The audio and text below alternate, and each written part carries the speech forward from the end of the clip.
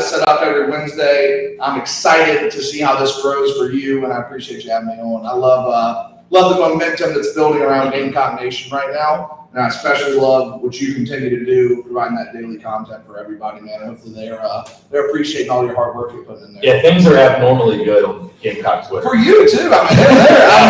Everybody's loving the Spurs. No, it's incredible, man. It's wild how just changing a coach. I mean, just that one thing, it just completely changes the energy and the momentum. And we've obviously seen that early on with Shane Beamer, and we're seeing it in recruiting. And even if the recruiting services don't love us and our prospects, they just continue to knock on, which maybe we get at that. I don't know. But one of the funniest things, again, appreciate everybody tuning in digitally. Sorry, I had the Mac on mute, so we're off to a hot start. But funniest thing here is Jeff, obviously, he texted me last night. We were getting ready for the show, and he texted me, hey, man, what are we going to talk about? You act like I script these things. I don't script anything. You can ask Corey. We went 2 hours nonstop with no script at all, just straight. I love it. Just 2 hours straight with nothing else. I mean, it's Gamecocks, man. It's just Gamecocks football. It's not that serious. But, no, man, I'll ask you first. Again, we'll talk SEC Media Days, of course. Shane Beamer speaking on Monday, and I sort of gave my overall takeaways and thoughts. He obviously touched on a lot of things. I didn't expect him to go too in-depth or reveal like game plans or anything crazy. But what I thought Shane Beamer would do, I think he exactly did. He continued to sell the South Carolina program, and it oozes out of him naturally that he believes in the program and he loves being here. And I know we said that a million times, and we talk culture, and I feel like we've hit on that point over and over and over again. But you listen to this guy talk, and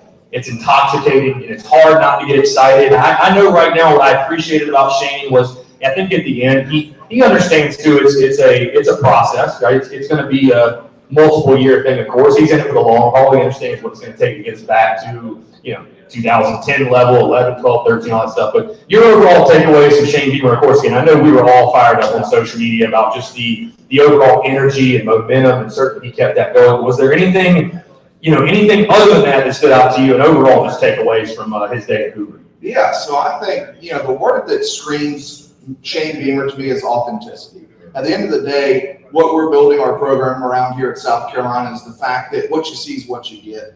And the authenticity that he's bringing to SEC Media Days is the same guy we saw in the first press conference. It's the same guy our recruits are seeing at the long operations building. It's the same guy they're seeing when they're on official visits. So the way he is continuing to keep that authenticity within himself, and then also the coaching staff. These guys are as real as it gets. They bleed Garnet back. They love Columbia. They want to be here. And what I love is that he is conveying that message consistently, not only to recruits, but to the nation.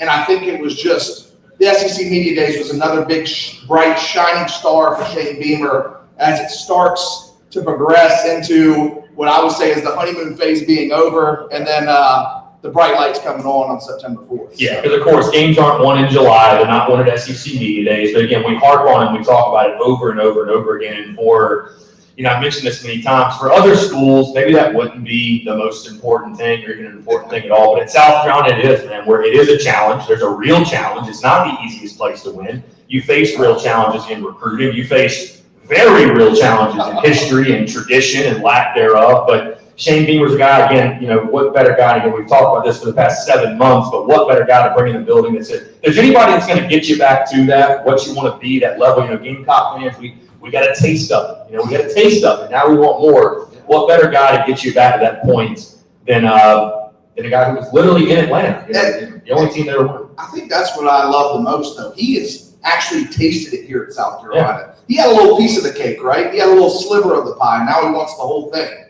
And that's kind of like what I like too, like the whole thing. But I will say that, what he's going to do is he's going to bring that mindset. He knows what it took in 2010 to win the SEC East for the first time. He knows what kind of preparation we had to have to set ourselves up for that 3-year run of 11 straight wins. Yeah. And that was through a heck of a lot of recruiting and winning a lot of close recruiting battles, putting up the borders around the state, which is something I think he's doing an extremely good job of so far. And it's only going to keep getting challenging as other programs around, North Carolina, they're starting to get a little bit better. They've been soft in recruiting, but, I think he's got his work cut out for him. But again, the authenticity he's bringing, you can't not be excited right now. Yeah. And I hate Eastern Illinois is going to they drew the short straw. Woo, my goodness. I told somebody, I was like, I almost feel bad for him. Almost. I don't, but I almost do. I almost. Like, that might be a Cox by 9 game. Literally. That literally might be a Cox by 9 game. people have been giving me hell because I picked Counter to win 41-7. I mean, I'm like, hey, it's week 1. I think we're going to run the ball a lot. Like, people are like, oh, we should score 70. And I'm like, bro, there's no way we're going to score 70 in week 1 of Beamer. And then I'm like, maybe. I don't know. Maybe. Well, what do we do? Well, we went Missouri, scored 10, we scored 3 against A&M. Yeah. Well, we might new system, new quarterback. We're going to talk quarterbacks in a little bit, but new quarterback, new system, same running game, though. And Jason Brown looked like he thinned out. I saw some pictures of him. They look really good, man. I like that. I feel like we're embracing the big game Garnet again. I hope so. I hope they bring big game Garnet back. I'm a huge. We got to get big games for big. Fair enough. But either way, bring big game Garnet back. I know you're a big recruiting guy, Jeff. So I definitely want to talk to you about recruiting. Keenan Nelson Jr. obviously committing. He committed a couple weeks ago, but he was the silent welcome home committee. Made it official yesterday, and it bumps the Gamecocks class. And I know it's really early, but it's exciting either way. Ranked 15th currently, I guess, depending on what service you look at, like 4th or 5th in the SEC. I'll ask you, are you surprised? Because again, Keenan Nelson Jr. is from Philadelphia. Like, it's crazy, and I don't really believe in. I got a buddy again, works personnel at Georgia, and I asked him, I was like, is putting a fence up around the state, is it really the most important thing? Y'all preach that. And he's like, you want to get the in-state guys, but at the end of the day, the best teams in the country, I mean, look at that team in the upstate, look at Georgia, look at Bam. They're just trying to get the best 25 guys or so. It don't matter where you're from. I mean, they'd love it. You want to get the in-state guys, sure, but sometimes you might go down to the state of Florida and get a guy like Perry Orth. I don't know. No, I mean, you want to get the best guys. Are you surprised, though, as far as, Beamer's just all over the place. He's in Texas, he's in Oklahoma, we just dominated Delaware. We're dominating Pennsylvania. I mean, he's all over the place with the recruiting footprint. What a perfect media image, the wanted poster. That was funny. Justin King and his squad. But so, you just touched on it. And it's not just Pennsylvania, right? But Texas. We've got 2 guys out of Texas right now committed to the program. 2 guys from Pennsylvania. Yes, we're putting up the walls here, but I think Beamer is using. I got a guy here who works with me, big Virginia Tech fan. He's Beamer ball. Let's go. You need more but he's using all those connections through the Virginia, Delaware, Maryland area, and it's pushing up into the Northeast. I think Limbo's doing a hell of a job utilizing his background too, right? I mean, all of our coaches they're maximizing everything they have on the recruiting trail. It's paying off again. And when you have the Gamecocks going into Texas and pulling 2 guys in Shane Beamer's first year, wasn't he listed at one website? These Gamecocks. Right. Wasn't he listed on one website as like one of the best recruiters of the state of Texas? Yeah. When he was, being in Oklahoma, obviously starting to build ties around that area, but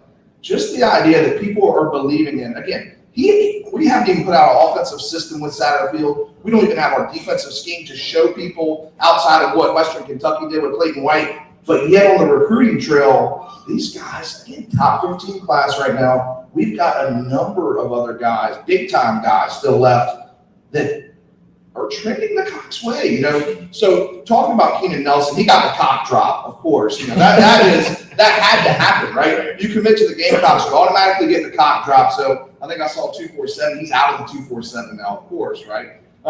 It's inevitable. It's the cock drop happens. Some guy that played ultimate frisbee his entire life, he's going to tell me how good Keenan Nelson Jr. is playing DB. But regardless of what they have to say, I trust my eyes, and the idea that he's got the link 6'1" out of St. Joseph's Prep in Pennsylvania, it's a good football up there. And everything I've seen with him, measurables are good, which at the end of the day, cornerback in the SEC with the big-time playmaker wide receivers that we have, and we're going up against year in and year out, the Floridas, the Georgias, A&M being the cross rival, they're stacking up wide receiver talent. The way he's able to move, fluid, just all-around solid player. And I hate that he got the cock drop, but I think the Gamecock fans should be extremely excited about him. The cock drop. I love that. Everybody gets the cock drop. On the recruiting note, how'd you like Beamer's subtle, not so subtle pitch to a certain tight end out of the state of Georgia? That's what I absolutely. We won. I loved it. No, he paused on the tight end. Oh, yeah. He drew it out. Most certainly did. But the thing I love the most is, and I hate to use that team in the upstate, but they've been doing kind of creative stuff like that for a while now. And Will Muschamp did a little bit of it, But that's what you got to do. I mean, these kids, they want to see that kind of stuff, right? You could cut that clip all day long and post it out there. Hey, at SEC Media Days, we focused on the tight end position, and I was talking about you. I was talking about the best tight end in the nation coming to play in Satterfield's offense, and that was you. So he gets it. Beamer absolutely gets it, and you have to keep doing those type of creative things on the trail, especially when we're coming off. You are what your last record was. We're a 2-8 football team, and we are selling a little bit of ice to some Eskimos, kind of like Muschamp always uses. Right. But they're doing a heck of a job with it too. So it's fun, right? Right now it's fun. Right. And I told you that's what I really though, because I think, in SEC Media Days, you're trying to pull certain answers out of guys, and I'm sure everybody wanted Shane Beamer to say, give them a certain answer regarding. He got asked first-year expectations a lot, and what his goals were, and all that good stuff. But I thought he answered it beautifully. Finally when he went on Feinbaum, and Feinbaum said, "Hey, I've got a lot of South Carolina buddies that are saying 7, 8, 9 wins in this first season. Like, what are the expectations?" I just think it was refreshing to hear. I mean, Perry could tell you, Steve Spurrier was very honest. I remember watching some of those post-game pressers, and I was like, his team must think they're just god-awful. Can't catch a ball. Terrible. Running backs running into the offensive line. Quarterback can't get the ball outside the barn. So to hear Shane, when he was asked about that, he's obviously very excited about his team. But it's like you mentioned, you are what your record says. He says, there's a reason I was hired. We were 2-8 last year. And I'd be naive, not to say there are some holes in the roster we got to fill and some things we got to fix. But he did mention he's excited about his guys as well. And I just appreciated his overall honesty in regards to trying to keep, and I guess let people know, hey, it is going to take some time. We've got to restructure the roster, but there are talented pieces there. And I'll tell you this coming out next week. I've got a conversation I had last night with Brett Cianci of Pick Six Previews. I'll shout him out. He's one of the lesser-known magazines that does a really, really good job on social media. And one of my favorite graphics he does is the recruiting trend. He does a 10-year recruiting trend. And I understand why fans get so excited for this upcoming season because last year was a total wash in recruiting with the changing of coaches. We brought in 12, 13 grad transfers. But if you look at the recruiting rankings, we're 18th, 17th, 20th, 19th. A 5-year average in recruiting for South Carolina. Even when you factor in last year at 78, it's 28. So there's talent on the roster. I mean, it's not like South Carolina has, and that's why I'm not totally shocked at the success Beamer's had in recruiting. Because we've always been able to recruit at a fairly solid clip, you know what I mean? Which leads me into this year's team. Offense first. I'll just ask you, what are you expecting from the offense? Everybody asks me, what do you expect it to look like? Run to pass, identity. Nobody really knows, I guess, right? Because Satterfield's never called a play at the Power 5 level. Beamer's never even been a coordinator, so it's kind of an element of surprise. What are you expecting from the offense this year? So in my mind, again, I think Beamer you keep hearing him say Joe Brady's offense they took to Charlotte is something that we kind of want to replicate with a little Lincoln Riley twist and whatnot. But also, I'm looking at it as, some people are going to say that we might be running 70-30 as the offense. That can't happen. You can't be that. That is me. It's insane. Yeah, well, that's true. That is me. You can't be that unbalanced on offense because if you end up doing that, they're just going to stack the box. And nothing against our wide receivers right now, but I don't think that. It's a deficiency until proven otherwise. Yeah. I think it's fair to say. So I think you're going to see more of a 60-40 run to pass. Right. And we're going to get creative in the way that we pass the ball, right? Our runs ends up bubble screens, right? Tight end, again, we're going to target the tight end a lot, right? But I don't know that you're going to see, the first play of the game, shooting Jameer Bird down there, and we're going to end up, hitting 60, 70-yard bombs. That's not what this team's going to be. I think there's going to, I don't want to use the word smoke and mirrors, but I think that there's going to be a lot creativity. You got to be creative. And we have to figure out the way, I think there's going to be extended run plays through the passing game. And I think that we do have some playmakers. I want to see what Amari Brown can do from Georgia Tech. That guy. I like him a lot. Yeah. He's a shifty, speedy playmaker. Those are the type of guys that we've been lacking for a couple years on the outside. Wide receiver, we produced one good wide receiver the past couple of years. And, who's going to step up and be that guy this year? Is it Jalen Brooks? We have high hopes for him coming in. Jack Joyner? Zach Joyner. I was. Is the duo of Josh Banner or Trey Smith finally going to live up to that 4-star recruiting ranking? I like a guy, Jakari Caldwell. Yeah. Big body guy. I think that's somebody who can end up making some noise early. There's just too many unknown factors right now. And I think we'll get a lot more as these fall camp starts. I'll tell you this. On the offensive side of the ball, though, I think that, again, like you said, recruiting, it's not like we've been recruiting 78 for the past 6 years. Yeah. There's playmakers. We return a ton of starters on the offensive line, 4 or 5. So you win in the trenches in the SEC, and the idea being that if we can have a good, formidable offensive line. Over 80 starts come back on the offensive line. 4 or 5 starters over 80 starts. You get a little stick-em on the hands, just a little bit. And I believe Doty's going to continue to progress as a passer. And you've got 2 big-time running backs. And you got Nick Muse. I call him the poor man's Travis Kelce. But he's a poor man's Travis Kelce. But that's pretty damn good. Pretty damn good. That's good. People think he's not quite Hayden Hurst. People laugh when I say that, but I am telling you, there's the fluid body motion that he has, the way he catches the football. Just watch. You look at Kelce, look at him. There's a little poor man's Travis Kelce inside there. So. I think the biggest game changer offensively, and if you look at my season predictions, I've got some pretty high scores there. I think Beamer understands the importance of offense and scoring, and Perry Orth's favorite term, explosive plays. He understands the importance of that. I think Luke Doty's athleticism is the biggest difference maker in the offense. I think South Carolina hasn't had that literally since Connor Shaw. I mean, Luke Doty, we heard about last year, runs a 4.4. Yeah, he runs a very good. What was that, A&M? What did you, 70-yard run on 66 yards. Let's not give him the extra 4. Either way. No, yeah. I'll never forget. Bro, here's the thing, and I love Colin Hill. No disrespect. Colin Hill made Jake Bentley look like a damn good athlete. So, I mean, but Jake could wiggle a little bit. Jake could wiggle. You just got to wiggle enough to make him miss, right? Make one guy miss. That Colin Hill statue still, I asked Bob Williams, Bryce Stadium, there was a statue. He's still sitting in the pocket back there. Concrete shoes, for sure. All right, defensively, really quickly.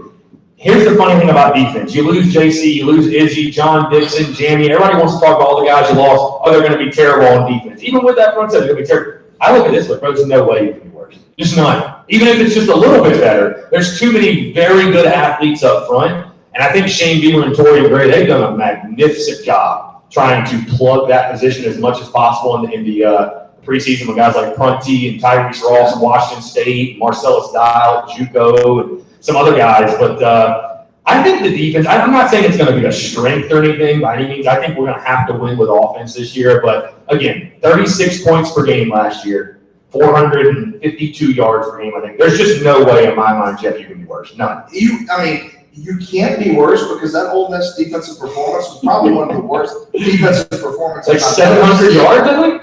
I mean, Lane Kiffin is still dialing up touchdowns. It was that. You can't get any worse than that. It's literally, and then A&M puts up 48. Like, you can't get, defense can't get worse. So I tweeted this out on Sunday. I was talking to one of my contacts connected.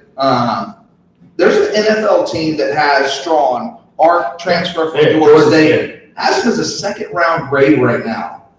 Led college football in sacks. Has him as a second-round grade. The guy's on, sophomore, redshirt sophomore. So there, and then you got 5-star playmakers. You got your Burks, you got your Pickens, you've got Aaron Sterling coming back. You got JJ, which is listed as a top 25 prospect in the draft right now. If you win along the line of scrimmage, we always talk about that's a good recipe for success in the SEC, especially on the defensive line. Because if you can create some havoc and some pressure up front, even if we're a little thin at defensive back, that's still they all help each other out. It makes our defensive backs look a little bit better when you're able to bring a little bit more pressure up front. And I think that the way we're going to be able to create pressure from the defensive line, we might not have to be as scared as what the back seven looks like. Although with Pruitt coming in, that's, again, a freshman All-American. And the Big 12. Cam Smith was a 5-star cornerback. He can play football. People give him a hard time because, yes, he's got beaten. Every cornerback gets beaten. He's a young player. Yeah. And so you got those two guys locking it down. You bring in the transfer from Washington State. I think there are playmakers on defense. The back seven, you just got to get those guys healthy. And we've got a couple of JUCOs coming in too. What Isaiah Norris? I mean, there's guys that are going to be. We don't know what we have yet. Again, fall camp is right around the corner, but the defense, like we just said, it can't get any worse. It cannot get any worse. You expect us to be more, again, 4-2-5 scheme. You expect us to be more aggressive, pressure, blitz, or sit back, trust we can get pressure with 4 and play it that way? Because I think that's going to be the decision that Clayton White's going to have to make on 3rd and 7, 3rd and 8. Okay, should we send 6 and not let our DBs sit back there and try to cover, or are we going to, play some coverages that I saw Perry draw on the board that awful, just terrible. I know why I play baseball. What do you think? More aggressive or more conservative? I think we're going to trust our defensive front to bring the pressure. I truly believe that when you got a guy like JJ Sterling strong on the outside, you got Birch, you got Pickens pushing the inside, that can allow you to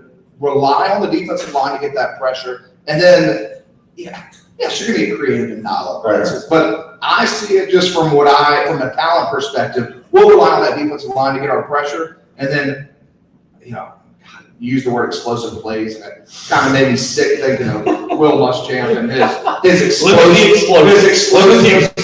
But, and that was about to come out of my mouth. I was about to say limit the explosion. I was like, I thought of Muschamp again. But limit the explosive plays. Simple as that. Like, you got to limit those. And I think if we get pressure along the defensive line, we're going to be able to do that. For sure. Now, Jeff, I don't want to put you I was going to say I don't want to put you on the spot, but yeah, that's why I have you up here. Have you locked in a prediction yet? I'm not ready yet. That's fine. I'm not ready yet. I love predictions. I'm going to be doing, I will be doing a ton of predictions. I like to hear what's going on in fall camp. Like last year, and truth be told, I heard that our wide receivers were like lackluster at best. And I didn't want to believe it. And sure enough, as I kept hearing it in fall camp, it happened. So if you believe in recruiting, you're like, that should not be the case. Yeah, when you got all these 4-star wide receivers, you look at the stars. And I think ultimately, I think we're going to do a couple more shows together. Hopefully one down in Charleston too. Yeah, for sure. I'll be ready to lock in a prediction come mid-August. So not yet. Gotcha. Not so fast, my friend. I hear you. Well, I'm locked in 6-6. Jeff, I appreciate you taking the time. I'm going to get you out of here, kick you off. So hey, this is what happens, folks, when you have 2 guests. They both got to be out here by 5:45. Everybody's got other stuff going on, which is fine. I appreciate y'all. Just back to back, and then second hour, I can just take questions and shoot the shit. Y'all come get some free koozies. Yeah. Thanks again, man. This is awesome. Appreciate it. Yeah, we'll definitely be doing more stuff in the future. Think about something in Charleston, tailgates. I mean, you know it. We got it all. Maybe right back. You're probably right back here. I love this. So thanks, man. Yeah, appreciate it. Jeff, Cox by 90. What a guy. What a legend. Yeah, come on, Perry. Let's go. Come on. There he is. I just brought him up here to do some Steve Spurrier impersonation. Yeah, man, I'm going to get in trouble doing that. Yeah, you're good. Say hey to the digital, by the way. Yeah, so we're live on Facebook, YouTube, Twitch, and Twitter if you're not here in person. Of course, we're at Tin Roof in the Vista. $10 wing special, $3 drafts. I know, Perry, obviously you got quarterback training at 6, so I won't keep you too long. I was serious when I said, by the way, I'm glad I played baseball. Because there's a whole new, or not new, but there's a respect to playing the quarterback positions. I was watching you break down. For those that don't know, I was at the QB1 camp with Perry and Steven, and watching you draw up the coverages. And people we sit in the stadium are like, oh, just throw it, he's wide open. It's like, not quite. And that was the simple coverages you were drawing, not the exotic blitzes and the pressures it's not quite that easy. It's really not. No, it's not. And so for me, that's why I coach quarterbacks. I feel like there's such a lack of real teaching in that position. Nobody knows what it's like unless you've been back there. And it's not like we're creating the cure of cancer playing quarterback. Literally thousands of people have done it. But it's challenging. You can't treat quarterbacks like you treat a linebacker or a receiver. There's just more to it. And so we're just tip the iceberg, man. Next time I come on, I have to bring my notebook from the 2015 and 16 season. I still have that at my house. Just the details and the breakdown that you go through each and every week to get ready for your opponent, because everybody's you may think, oh, so-and-so's a bad coach. Well, they're a defensive coordinator in the SEC. I mean, they're pretty solid. Right. You don't get to that level if you're just a complete idiot. You got there for a reason. Right. So the challenge that you see week in, week out, and so helping those young guys and teaching them the base format of a defense, and then that way when they get to college and they see all the hard defenses and the third and long defenses, like we showed you on the film, right, where I was like, I can't even draw up this coverage. It's a makeshift third and long coverage to confuse the quarterback because you got to pass. You have no choice. Right. So it's a neat opportunity. So yeah, anybody can train quarterbacks. Anybody can go out there and Just throw it learn around. off of YouTube and put them through some drills and teach you the right form. But I'm talking about true coaching of the position because the best example I can give of playing quarterback is you do all that thought-provoking stuff pre-snap. Right. You drop back, receiver runs the wrong route, which happens way more than you think. Scramble out of the pocket, you have to throw it away, and as you're throwing it away, you're getting crushed by somebody coming down from the sideline, right? And then, guess what? You get to do it all over again for another 3.5 hours. So, yeah, even if kids are deemed bad quarterbacks, there's a level of respect amongst other quarterbacks and appreciation because we all know what you've gone through. You know, there are guys that don't take it as serious as they need to. And those ones you don't have as much respect for, but guys that put in the time and pay the price to get on the field and play, you tip your cap to them because there's a lot that goes into it, and it's a hard position. I mean, people, you know, they were saying a couple of years ago, this was they did that whole ESPN, like the year of the quarterback, or was that 5-6 years ago?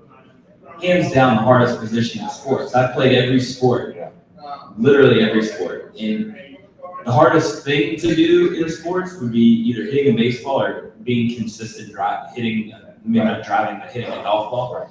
But the position itself, I mean, quarterbacking, it's challenging. Yeah. But it's a beautiful position, and when it works, man, it's Poetry in motion. It's unbelievable. Yeah. Talked to Corey Boyd last night. He used that exact phrase, poetry in motion.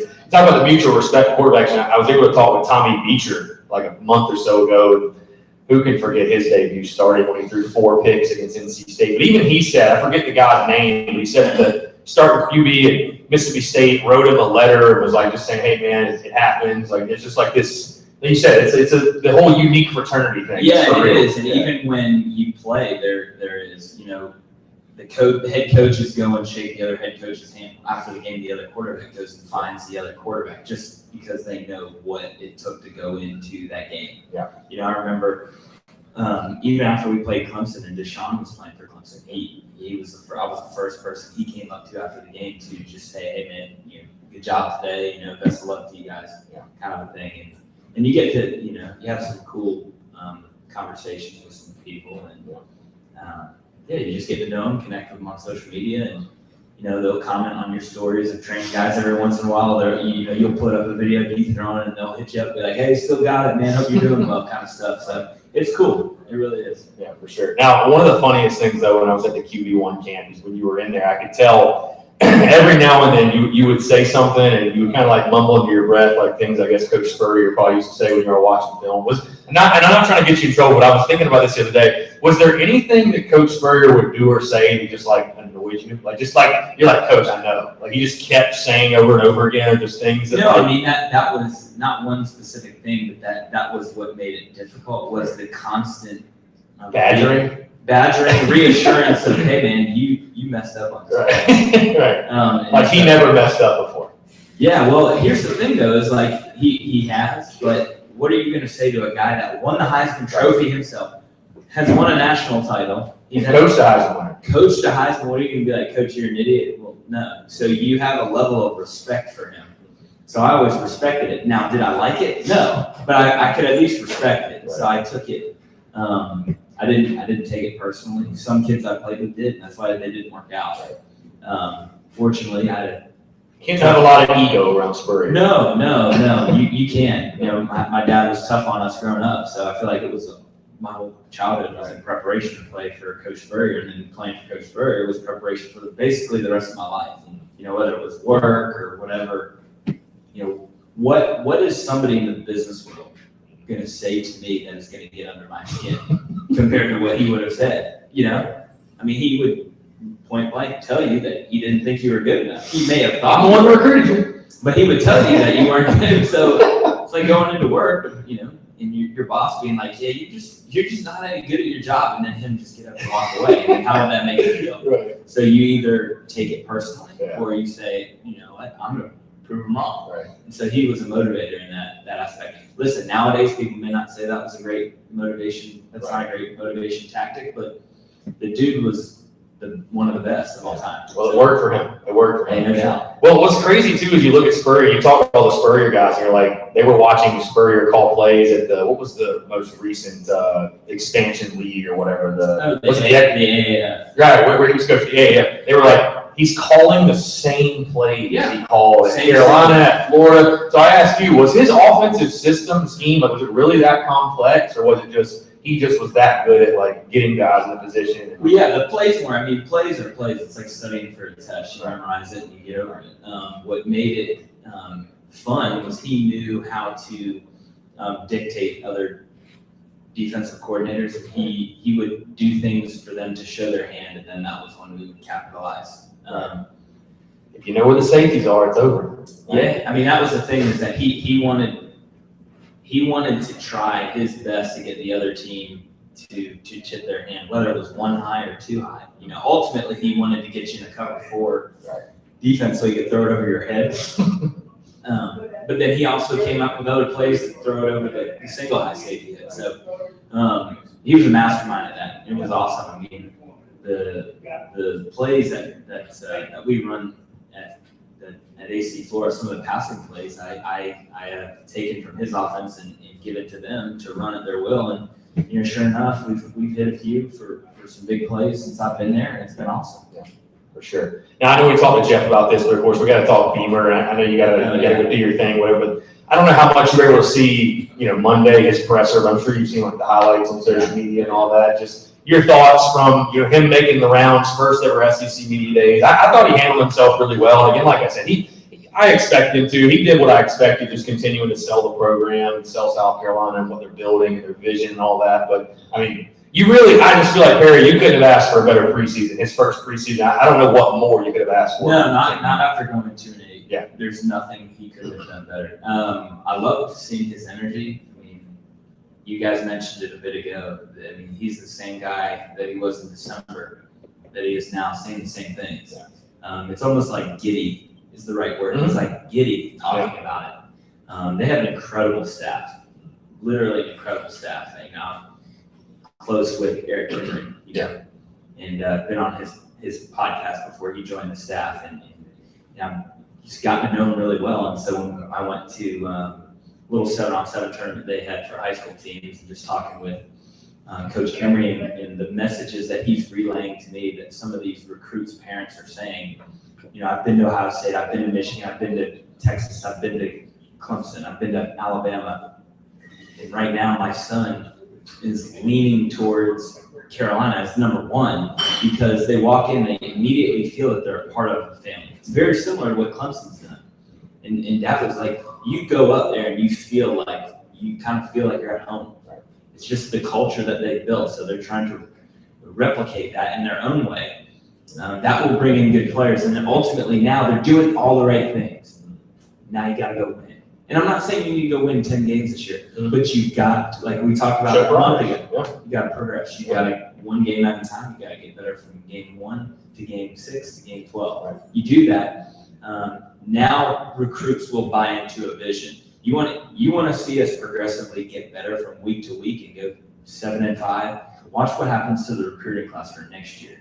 It'll blow. I mean, top 15, top 10 finish, because we'll finish close to the top 15 this year, in my opinion. Yeah. So it'll be interesting. I mean, we just got to win. I mean, absolutely. Very similar, different energy, but very similar with Coach Muschamp. On paper, did all the right things. Just we couldn't turn it into W's. Yeah, for sure. And you saw recruiting change again too. I'm curious, Perry. Again, I'm very excited to see. Again, the positive energy in the preseason. And we've talked about honeymoon phase, and that's great. Like you said, South Carolina's going to have to go line up and play football and play the SEC. And there's going to be adversity, which is fine. It's a good thing. I'm excited to see how this team responds to it, how this program responds to it. And can they maintain that positive energy and momentum even through the ups and downs. And I want to get your perspective because, again, you were on two teams that faced a lot of adversity. I mean, 14, some of the losses were just excruciating. Yeah. I was at the Tennessee game, awful night. And then 15, of course, that goes without saying the adversity you guys hit. But maybe more so 14 because, 15 obviously was Spurrier's resignation, just threw everything for a loop. What's the most important thing in regards to a team, because, losing sucks. Like fans, we think that the players are like whatever. No, it sucks to lose. Like for the players, for the fans, for the coaches, for everybody. How do you maintain that positive energy throughout, even when you hit bumps in the road in adversity? Well, it starts at the top. Every good organization has great leadership, and that starts with the people at the top. But you have to still come in the same way every single day, whether you won or lost. It doesn't matter. But when you lose, you literally have to hit the reset button and completely change your mindset from week to week. I mean, even when you win, you have you have to do that, and that's what's made schools like Alabama and Clemson they're so good at it because their head coaches are so good at being like, yes, we won, had a big win Saturday night. We're going to have a great day Sunday celebrating, but darn it, on Monday that is gone, and they truly do that.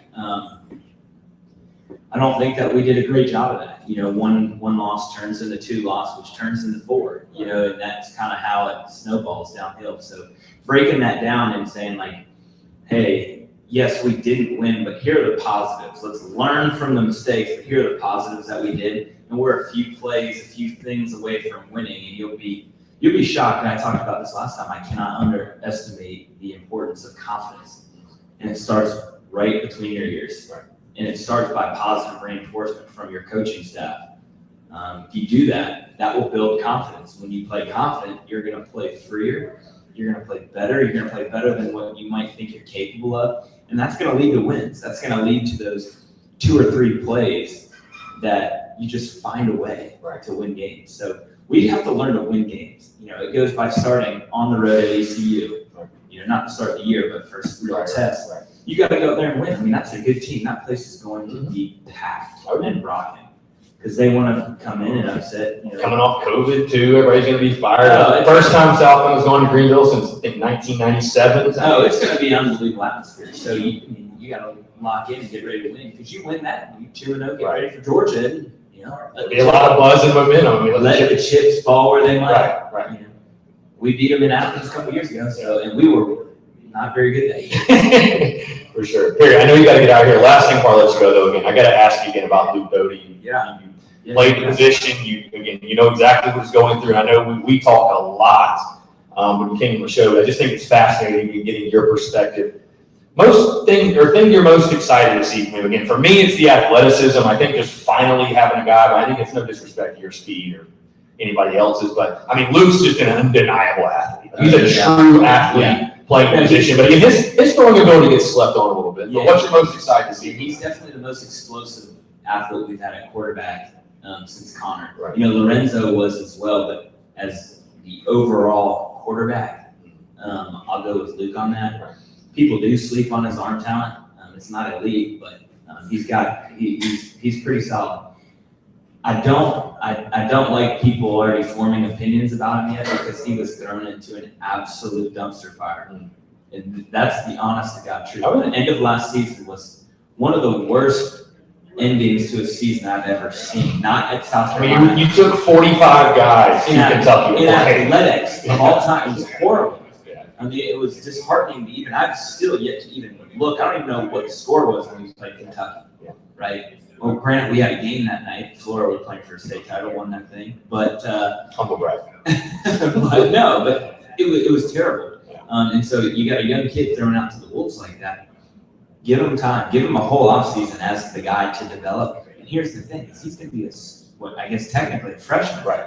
Everybody's got an extra year anyway. So give him time to develop. Yeah. Right. That's the problem with quarterbacks and what we've seen here over the last couple of years. So quick to just throw them out. Yeah, we get these young kids who are not ready to play, throw them out in the field. They don't do well because they're not ready, and now they suck. Well, that's not the case. It just goes back to terrible coaching and terrible quarterback coaching.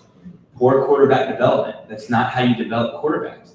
You get them. Bobby Bowden used to talk about at Florida State. He would never if he couldn't, he would never want to play quarterback till their redshirt junior year because he didn't feel that they were physically they might be okay, but mentally ready to play that position because he understood how daunting and challenging it was.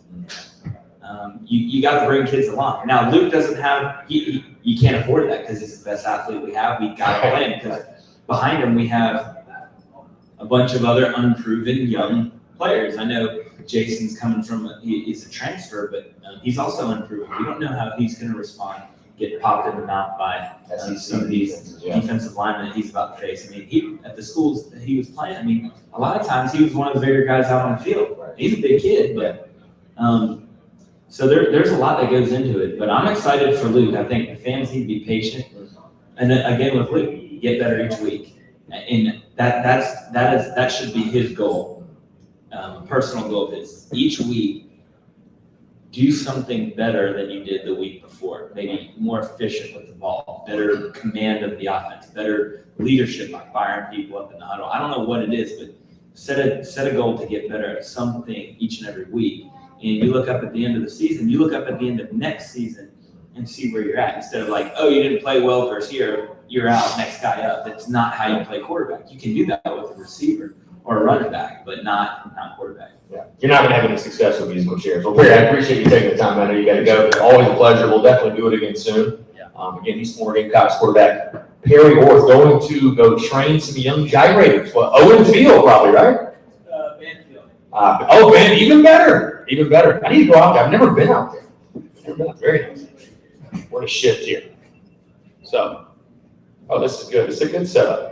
Again, we're out here at Tin Roof. My guy Noah shooting some videos. Shout out to Noah, doing a hell of a job. Appreciate you, Noah. Again, we're out here till 7. It's currently 5:45. Taking your questions, comments, calls as well, by the way. Now we will take your questions. Like I said, just had Jeff O'Hara of Cox by 90, former Gamecocks quarterback Perry Orth, taking a bunch of your questions now. Also calls. If you guys want to call in, I thought that was really cool last week. We had Phil call in, and it really actually felt like a little addition of Carolina calls, if you will. But taking your questions, comments, calls. Also going to text in 843-790-3377. That's a great way to get your questions submitted. Justin Langford making his predictions for the East and West. Yeah, I wanted to ask Jeff about his predictions. I actually got mine right here for the East and West, SEC champion, all that good stuff.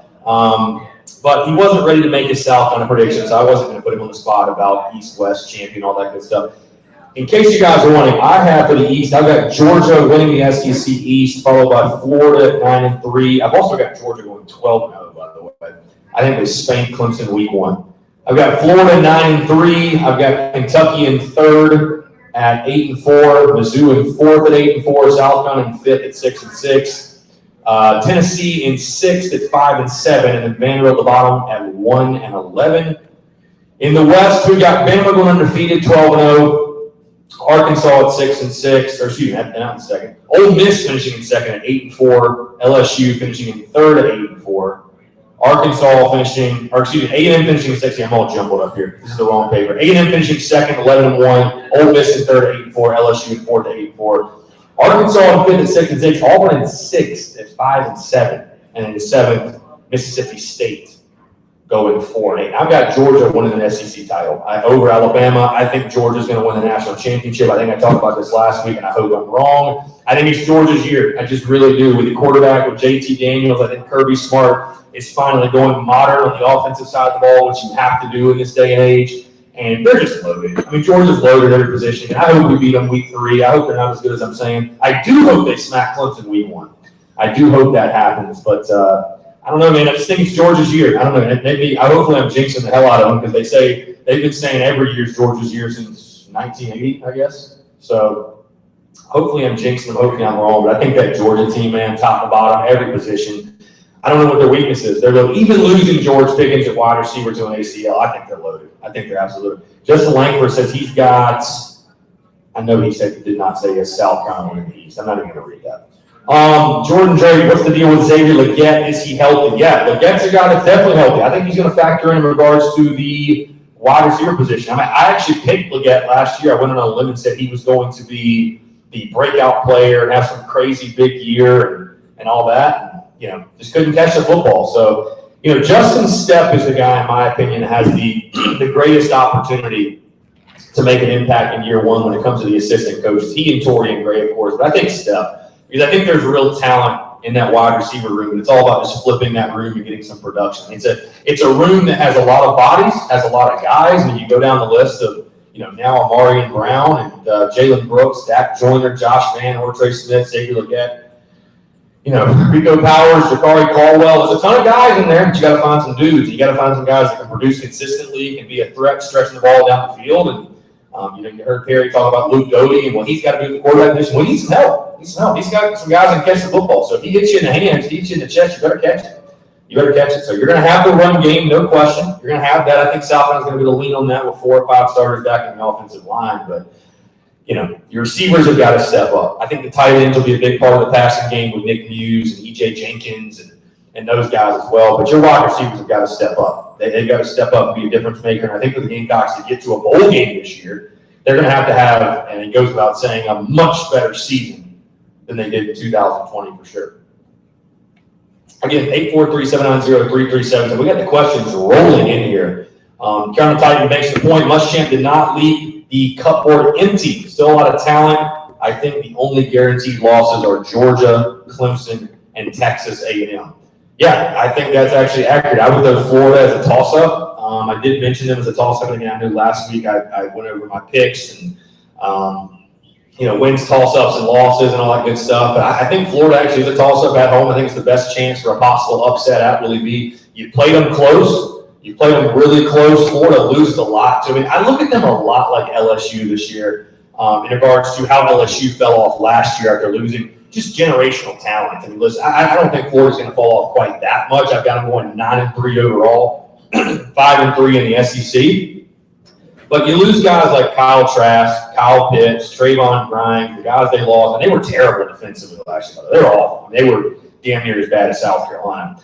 But I think there will be a drop. How good is Emory Jones? They've got questions at quarterback. They're looking for different playmakers and stuff like that. Even with those teams, South Carolina has played them really, really tight, really close. So, I think it's certainly a game that if you're looking for one that maybe Shane Beamer and company can hang their hat on and could be a potential upset, I look at that Florida game. I look at the 3 that he mentioned, Georgia, that team from the upstate, and Texas A&M. I just don't think you're on their level right now. I think Texas A&M, I've got them going 11-1. I think they're a legit contender for the West. I think they could beat Alabama. If they get the quarterback position, if that kid, I forget his name, but the 5-star kid, if he is a legitimate player back there, I think certainly they could beat Alabama, which, by the way, we should talk about the NIL stuff with the kid getting like $700,000, the Alabama quarterback. 7 figures, okay. I just can't comprehend these these business owners in general, man. Like, if you got the money to throw around, by all means, give it to a kid, whatever. But it's kind of like TexAgs.com. I saw I was giving like Isaiah Spiller and some other player like $10,000 for an interview. Not much Bryce Young has no starts. Right, Bryce Young's never played. So I just look at that like, how do you look at that as a good investment? I understand you own a business, you just throw money around, but dude, give me a break. Like, really? What if he sucks? What if he never starts? What if he doesn't play? And then the interview thing, $10,000 for an interview. Dude, I love our players. There ain't nobody gonna give $10,000 for some interview. You gotta be kidding me. So I don't know. The NIL stuff's really interesting. Dude. I think it's like a big pendulum. It'll swing back. I think there's gonna be a lot of bad deals made early on both sides. And by the way, I love the NIL for the players. If you're a player, go get your money. Go get your money. But like Miami, there's like a gym owner that's giving every player on the roster $6,000 or something. I'm like, I'm sorry, man. I'm not. Every player on the roster should not get $6,000. That's just me thinking. Again, if you want to give it, I know people think it's going to ruin college football and it's going to change recruiting. And certainly it's going to be a conversation, but I don't think it's going to like wreck college football the way people think it's going to. I think it's going to be one of those things, like I said, that there's going to be crazy deals made on both sides. And I think there's going to be some players that get underpaid, but like Matt Corral at Ole Miss, he wants to charge $10,000 for a speaking engagement. I'm like, bro, who are you, Elon Musk? Like, nobody knows who you are outside of freaking Oxford. Like, what is it? So, I don't know. But hey, like I said, you're a player, go get your money. I'm not hating on them for it. But these business owners from that side, I can't comprehend it. I really can't. What were you going to say? Yeah, I was just going to ask to say, like, how's this NIL stuff? How's it going to affect recruiting? Like, do you think recruits are going to gravitate towards like Alabama or Clemson where they know they can make these giant deals? Like, how much is that going to play into recruiting? Yeah, for those who maybe can't hear on the live stream, Noah asked, how is it going to affect recruiting? Again, that's the question that everybody has right now. See, I don't think it's going to have as massive as effect on recruiting as some may think. Here's the first misconception. People are like, oh man, like, why would they go to a school like Boise State when they can go to Alabama and get this huge sponsor? Well, those two schools are not recruiting the same players anyways. So let's stop pretending like the Power Five and the Group of Five are going. They're not going to the same athletes. They're not playing for the same trophy. The Group of Five should have its own playoff. I mean, that's a totally different conversation. They never will because of the money, and I think they like playing the little victim card. Or, they like raking it in too. They like raking in that money. But either way, whatever. But here's the thing with recruiting. Certainly, if it came down to South Carolina, Alabama, and Georgia for a recruit, are there going to be some guys that pick a school just because of a sponsorship or potential sponsorship? Sure. But that is a really, in my opinion, that's just a really bad reason to pick a school. Here's the thing. You better still, if you're a prospect, you better still go somewhere you can play. You better still go somewhere you believe in the culture and the system and you're going to get the best opportunity. Because guess what? Ain't nobody trying to sponsor the fourth string tight end. They're just not. Maybe right now they are. People want to flex their muscles and we're going to give every single player $10,000. But like, I promise you, bro, in the grand scheme of things, if you're not an all-conference guy, I don't think anybody's knocking on your door trying to give you a $10,000 paycheck. Not to mention all the money you make in the NFL, you still got to play. Exactly. Exactly. So let's go to the phone lines real quick. We got a call actually. Phil, what's going on, man? I'm trying to turn this into Carolina calls. What's going on, man? How's it going? Hey, 2 calls in one day, man. How about Yeah, love it. What's up? Yeah, I just wanted to let everybody know, the audience there at Tin Roof, everybody open up your phone. Do a home fill a favor here. Everybody open up your phones. Go to Twitter, at Coach S. Beamer. Tweet at him and say that he needs to show up on a Wednesday between 5 and 7 at the famous Tin Roof in Columbia, South Carolina, and be a guest on your show. I appreciate it if everybody did that in the audience right now. That would be fantastic. Let's get this movement going. The university and the administration specifically have been keeping Beamer away from you. Let's see if we can get the fans and everybody there at Tin Roof right now to at Coach S. Beamer and tell them to come on the Spurs Up show at the Tin Roof. I think we need a hashtag. We got to come up with some hashtag, Phil. It's about that time. There you go. Yeah. We'll get the movement going. I'll let you know. Phil, I appreciate it as always, man. Thanks so much for the call. Bye-bye. All right, good stuff. Yeah. 843-790-3377. Call. Like I said last week, I think Shane Beamer will come on the airwaves at some point. I mean, it's only a matter of time. Just need Steve Fink to let bygones be bygones. That's pretty much it. I mean, it's down, when you get, like I said last week, when you got guys that are on the staff DMing you about coming on the show, they want to come on, and there's only so much you can do. So it's all good. It's much love. Things are obviously a lot better with Coach Beamer and where we are now with Carolina football and the momentum and everything that's going on. Obviously, I'll actually be seeing Coach Beamer next week. I mean, I'm going to the Welcome Home Tour. I don't know about any of y'all going to the Welcome Home Tour at Willie B. So, I mean, yeah, we'll be out there. And, I've already talked to a couple people. We're going to try to get Coach Beamer to sign with the black Beamer ball hat, which I just want to be able to just put it in like a glass box and put it in the studio. But no, we'll see, Coach. And, how much content will we really make at that event? I don't know. I mean, I don't want to be that guy and make it about me, but it should be fun. It should be fun, man. I'm excited to keep hearing from Coach, and hopefully if we get to ask questions, would love to ask him a question or two, and let's go from there. But I think it'll happen. At some point. It's still early on, and he just got on the job, half a year ago, 7 months ago. So I think it will happen at some point. 843-790-3377. Also, if you're here, if you want to come up here and shout a question out, I think probably texting it in would be a really good way to get that in. 843-790-3377. My guy, what's going on, babe? How you doing? Yeah, so the crowd is out and about at 10. We appreciate y'all coming out. $10 wing special, which I'll tell you this, as much as I was looking forward to the live show, which I love these, I'm really looking forward to those wings. After this, also $3 drafts. $3 drafts, and be sure to tip your bartenders for sure. Let's see. John Gibbs says, wonder how much Clowney would have earned with an NIL deal. I mean, probably a lot. After the Michigan hit, you got to think he or Steven Garcia. I mean, Garcia probably would have had like Anheuser-Busch knocking down his door to, So, anyways, Texas and Oklahoma apparently want to come to the SEC. What do you guys think about that? I say no thanks. I mean, I understand it would boost up the league, but man, our schedule's hard enough. It's hard enough to win the conference. You know, I'm one of these people ask, who would you love to see South kind of schedule? You know, Southern Cal or Michigan. I'm like, dude, our schedule's hard enough. I mean, you can hate on Bama, you can hate on Florida, you can hate on these other teams for how they schedule, but we already have to play 8 SEC games and the team from the upstate who is in the midst of their greatest run in school history. So, I mean, it's like one of those things where it's like, man, I mean, I love seeing, South Carolina, Virginia Tech, for example, in a couple of years. That'll be a really, really cool game. Playing East Carolina this year is cool, but dude, we don't need to schedule. The schedule's tough. I'm kind of tired of South Carolina having a top 5 toughest schedule in the country. I don't know about y'all. I'm getting pretty sick of it. I would love to one year have like the 60th ranked schedule, just kind of have a easy path to 6th one. You know, Mizzou, for example, right? Mizzou plays here's their schedule right here. Mizzou's got their non-conference with Central Michigan, Southeast Missouri, at Boston College or whatever, and who else? Oh, North Texas. Yeah, right. Okay. And that's 4 wins built into their season. So I would love that personally. I mean, yeah.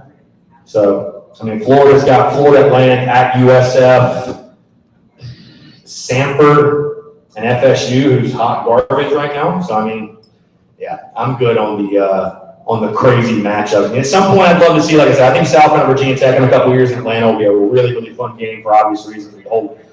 The whole Beamer storyline and everything else. But I'm tired of having a top 5 type of schedule, to be totally honest with you. Let's see, somebody asked, chances Jalen Brooks has a breakout season. Again, just another receiver in that room that, I think that you take a look at that room and you're just seeing which guy can step up. It's what the crazy stats are. One of the crazy stats, man, is I think Shi Smith had 57 catches last year. The next 5 receivers combined had 35. Your leading returning receiver had 11 catches a season ago. So, that's a huge question mark. That's a huge question mark. You talk about Luke Doty and what he's got to do, like I said, at the quarterback position, but somebody's got to help him. Of course, you're going to lean on the running game, but somebody's got to help him for sure. Again, 843-790-3377. Noah, appreciate you, man. Have a great night. Have fun moving. It sounds like that sucks. So I'd much rather be here than be moving at all. I actually just renewed my lease, so not a bad move. Let's see. Brayson Haney says, did either of you pick up on Beamer speaking about the competition, the linebacker position specifically? That's a position that doesn't get talked about a lot.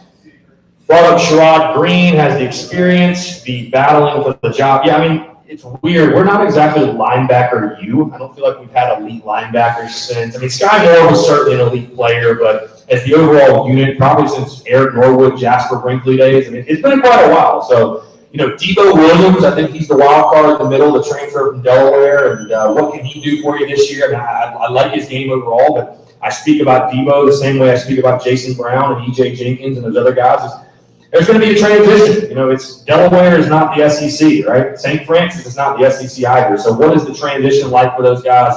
Can it be a seamless one, Debo? I think the biggest thing, one of those underrated losses on defense is Ernest Jones, the heart and soul of the defense last year, kind of a lunch pail guy, and somebody that even when the defense was as bad as it was, a guy you could count on week after week after week to really hold it together. So who could replace him again? I think Sherrod Green, certainly a veteran guy. That 4-2-5 scheme, 4-2-5 system should certainly help you out in regards to getting athleticism on the field. I love that scheme. That's the scheme we ran when we were in our best years, 2010 to 2013. So Sherrod Green, certainly. I think Mo Kaba. I'm really excited about Mo Kaba as well. But as a whole, defensively, you just got to be better. Last year was just abysmal. And again, I think the defense will be better because they just can't get any worse. 36 points per game last year, 452 yards per game a season ago. Like I said, I talked about my buddy Pick Six Previews last night. What I love about his magazine, he breaks the statistics down.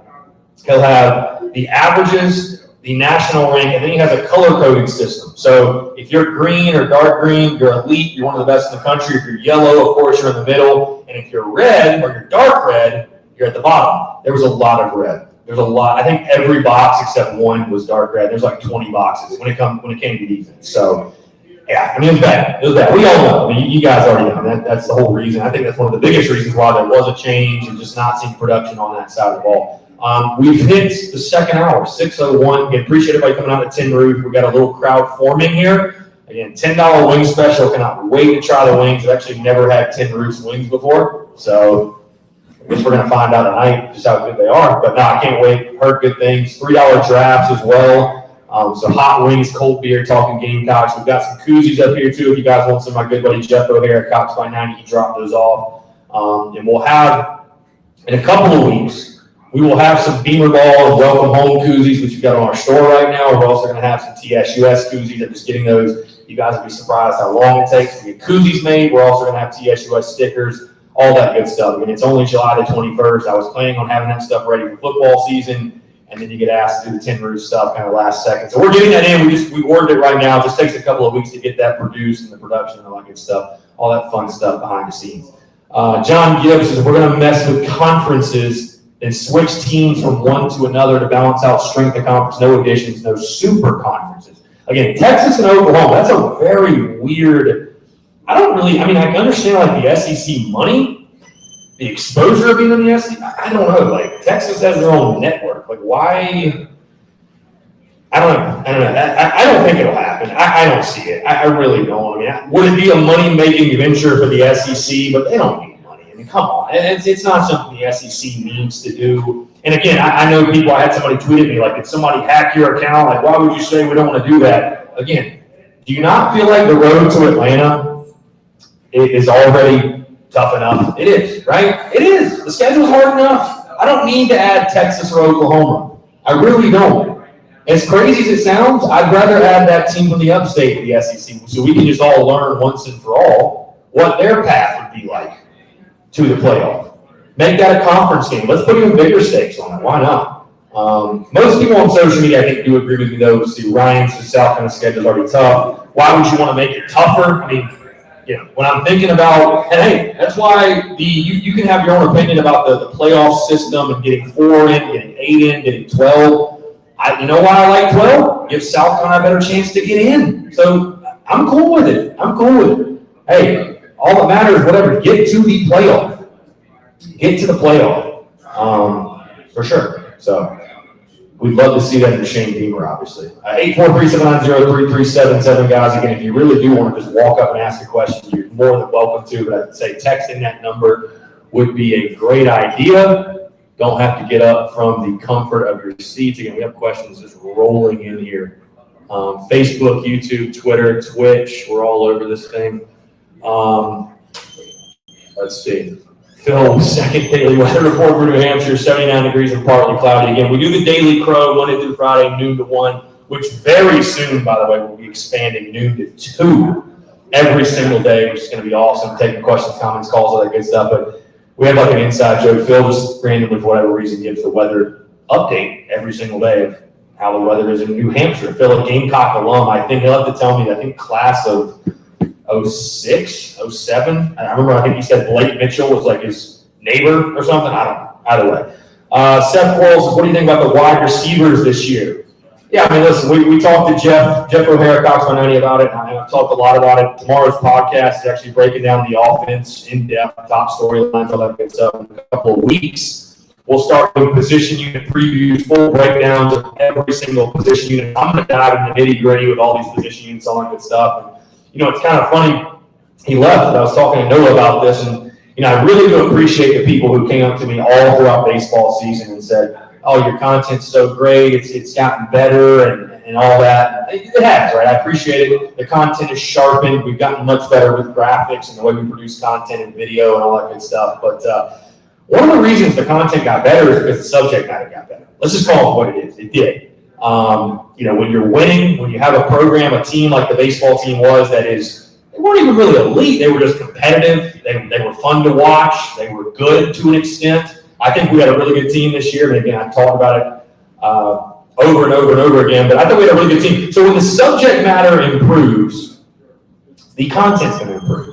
But I joke with people like, hey, just make sure you're sticking with me and keep that same energy when we start doing position unit previews, because I'm gonna grade the position units, and on the note of the wide receivers, they're a deficiency until proven otherwise. You just can't go into the season with this blind, false hope of, well, and I don't mean to call the guys out, but it's like, oh man, Ortre Smith's all of a sudden going to become a number one wideout, or Josh Van, or it's like, dude, they've been on campus for, people don't realize Ortre Smith, I'll play devil's advocate, but Ortre Smith, the last time he balled out was 2017. It's been 4 years. So we're going to find out about a lot of guys this year. Was it really just coaching? Was there really a lack of development? Or maybe are you not quite as good as we thought you were? And I know Ortre's dealt with injury and stuff like that. I pray if he's 110% healthy, I have no doubts he could be at least in our starting 3 or 4 rotation. There's no doubt. But looking at the receiver position, your leading returning receiver had 11 catches last year. That's just a fact. It's not an opinion, it's a fact. So until proven otherwise, probably the grade for it, probably about a D. It's just extremely unproven. And there are many facets of your team that are, but you can't look at wide receiver and say, you can't, hope's not a strategy, as my good buddy Alex McGrath would say, who joins me every Tuesday during the week, during the season. Hope's not a strategy. So hoping that these guys are going to step up and hoping these guys are going to all of a sudden become these all-conference guys and all-conference wide receivers. And, I hope it happens, but you can't bank on hope, at least right now. Is there potential in that room? Absolutely. There is a ton of potential in that room. Kirk, you know this isn't a text line. You just text me on my you can text me on my personal though. Yeah. Oh, well, that's my personal cell, Kirk. You see, the reason I have the text line is because okay, yeah. See, the reason we have that Google Voice number, and see, some of you sitting here may have called in. The voicemails after games and season are legendary. It is pretty nuts. We'll get upwards of like 30, 40 voicemails, and I used to try to play like 6 or 7 of them, and it's like, dude, they just drag on and on. It's like, we got to pick like the top 2 or 3 and roll from there. But yeah, believe it or not, there are some pretty wacky people on social media that I don't want to have a hold of my personal cell phone. So yeah, there you go. Again, 843-790-3377. We actually did have a text come through from my buddy Trip, who I see in the back. Trip, I'll see you tomorrow, probably. Bill Tronco, you going to be there? Yeah, we'll be there. We're just going to do it all over again like we did last week. So I haven't decided what I'm going to get to eat this time, though. You have to help me out with the menu. Let's see. First text, Robbie Davis texts in, said, just curious, which team do you think we get upset this year? Go Gamecocks. To heck with that team when they upset. Robbie Davis, who texts in every single day. Appreciate the love, Robbie. Thank you so much. Like I said, Florida. I think Florida is that team. If I had to pick one outside of Florida, maybe Georgia. I don't want to get my hopes up. Georgia's really good. It's, you never know. 2019, supposedly they were really good too, and our team was worse that year. We found a way to go up there and beat them. Trip Rose says, what is the weakest position unit in your opinion? See, Trip's trying to get me to really go in on our team right now. No, seriously, you got to look at either wide receivers or the secondary. I don't know how you could, how it could be either one. And I think right now, it's a couple of weeks ago, or about a month ago, actually, I said secondary. I got this question before. I said secondary just because of, the lack of bodies. You heard Torian Gray and Shane Beamer talk about it. They couldn't even, we're playing 4-2-5. They didn't even have 10 guys to roll, 10 scholarship guys to roll out there. Now you add Karan Prunty. I think the position's better. He's a day one starter for you. I think it's a tie, honestly. Gun to head, if I had to pick one, I guess I'd still say secondary. Again, deficiency until proven otherwise. There are a lot of guys there. There's talent there, no question. I heard really good things about Cam Smith from a player that's currently on the team, actually. That is one of our guys in the secondary that I was talking to him in December, and we were talking about DBs, and he was like, dude, I'm telling you, believe it or not, Cam Smith is the best corner on our team, and that includes guys named J.C. Horn and Israel Kwame. That's a player segment. So, I think, if nothing else, even if he's not better, Cam Smith is a talented football player. He will probably be our number one DB. He and Prunty will be 1 and 2. And then you got to bank on guys like, hey, R.J. Roger needs to have a major bounce back year. Unfortunately, R.J., he and a bunch of others became part of like one of the worst memes ever in the Florida game where like 5 guys missed the tackle. I know we all probably remember that play specifically. But, Roger's probably going to play the nickel. Jalen Dickerson's going to play safety. You're going to have guys like Joey Hunter and Dominic Hill and O'Donnell Fortune and Jalen Foster. And again, there's a ton of bodies. There are a ton of options, but guys who just either for whatever reason did not produce or haven't been developed or what have you. So I'd have to go with probably DBs right now, but it's pretty darn close between defensive back and receiver, which is crazy because even with our lack of tradition on the field, we produce plenty of good DBs and wide receivers. I mean, people claim us to be DBU. Some people do. I mean, I'd say I think we have a pretty good argument for that. I mean, the best defensive back in the NFL played at South Carolina, but for whatever reason, I don't know. It's shocking to me. And you guys can correct me, but I don't remember the last time we came into a season. Maybe 2016. I don't remember the last time that we really came into a season. We just had no idea who the number one wide receiver was. I mean, I have no. I mean. Maybe I like Amari Brown, but again, didn't play in the spring game, was nicked up. I know he's done big things at Georgia Tech, and I think he's certainly got the skill set, but it's wide open. I mean, it's wide open. So there's going to be a lot of guys, like I said. That's kind of one of the fun, I guess, intriguing things about South Carolina season, and South Carolina as a whole. This football team this year, Shane, it's just a humongous question mark. Just a huge question mark, which is why, I went 6-6 with my predictions, which I feel really good about that prediction. I feel good about it. Again, in case you guys missed it, I mean, I've got South Carolina. Heck, I've got them starting 5-2, which would be a dream start in my mind. Granted, I do have them losing to Kentucky, which I know pisses some people off, but, I think Kentucky in year 9 of Mark Stoops, they built that culture up, and, I know it's at Willie B, and it would certainly hurt to lose, but I got them beating Tennessee on the road. Losses to A&M, Florida, that team in the upstate, and Mizzou, but beating Auburn, second to last week of the season, again, getting to 6-6, which I think would be a huge success in Shane Beamer's first year. But, when I hear people start talking about 7-5 and 8-4, I haven't heard anything outside, crazier or beyond 8-4. And that's your prediction. I totally respect it. My biggest thing is this. I think this season comes down to 4 swing games. It's Kentucky, Mizzou, Auburn, and which one are we? Tennessee, yeah, in Knoxville.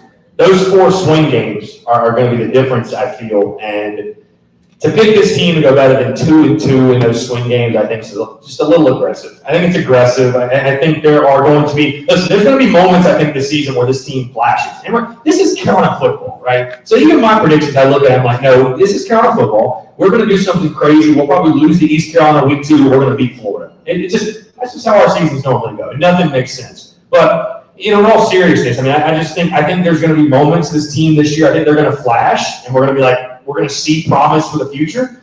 But I think there's also going to be moments where we're like, man, like we're really hurting in that area. There's going to be some bad matchups. Bottom line, hey, there's probably going to be a game this year, and I certainly hope not. But it wouldn't shock me. Hey, if there comes a game and we can't run the football, it's going to be a long night. Bottom line, I mean, we're not going to win. We're probably not going to win. I've said it many times. I'll say it again. I think in games where South Carolina throws it probably more than 30 times, I think we lose every one of them. I just think we're going to have to be, and I know Jeff said, you can't be 70-30. You got to be more balanced. I just don't know that we can be currently. I mean, ideally, I want to see us run for 300 and throw for 250 and go 12-0, but it's just not what you have right now. I don't know that that's the hand you're being dealt, and that's okay. You're going to fix that in recruiting and development and all that, but this year's current roster, I mean, I had somebody ask me, I think it was earlier today, they were like, do you expect us to save anything for Georgia? We're not going to expose the playbook. No, week 2, you better just worry about winning. You better not worry about trying to save anything. If you go lose by a field goal to ECU, nobody's going to want to hear, we just didn't want to give Georgia anything. Who cares? You lost. So the priority is to win as many games as you can, and you need to lean on your strengths to do so. And I think running the football, Marshawn Lloyd, Kevin Harris, 4 or 5 starters training on the offensive line, over 80 career starts, and the depth you have there, it's a no-brainer. We all know what the strength of this team is. And, Luke Doty's got to do something in the passing game for sure. Receivers have to step up, tight ends, all those guys. But I think this is going to be a run-first football team. And that's okay. You can win with that. Now, again, you're not going to win, looking 5 years from now, and we're talking about Shane Beamer's football team. Hey, we need to be balanced. We need to have the threat of the pass. But even Shane Beamer, when he was hired, made the point of, people look at Oklahoma and where he's been and say, it's going to be air raid, pass heavy. No, you look at Oklahoma, they love to run the football. And Perry Orth, who we had on earlier, but I'm definitely going to have back on. I love chatting with Perry. It's always a great conversation. Appreciate him taking the time. But I was at their QB1 camp on Friday, and believe it or not, Perry did most of the classroom coaching. It wasn't Stephen Garcia. Shocker, I know. But no, so Perry's up there on the whiteboard. He's just talking about different plays and coverages. But he mentioned, here's the thing: if you can run the football, you break the opposing team's will. It all starts in the running game. If you can't run, that's why coaches, everybody thinks it's coach speak. That's why coaches say, though, we've got to run the ball and stop the run. I think that actually does bode pretty well for South Carolina this year. And Beamer mentioned this at SEC Media Days that, I think, I don't want to be wrong in the exact quote that he said, so I'm going to pull it up. But he talked about the line of scrimmage, what his team has this year, what they have to offer. And I think he feels pretty good about both his offensive and defensive line and his special teams. And if you start there, that's a pretty good place. That's a pretty good place to start.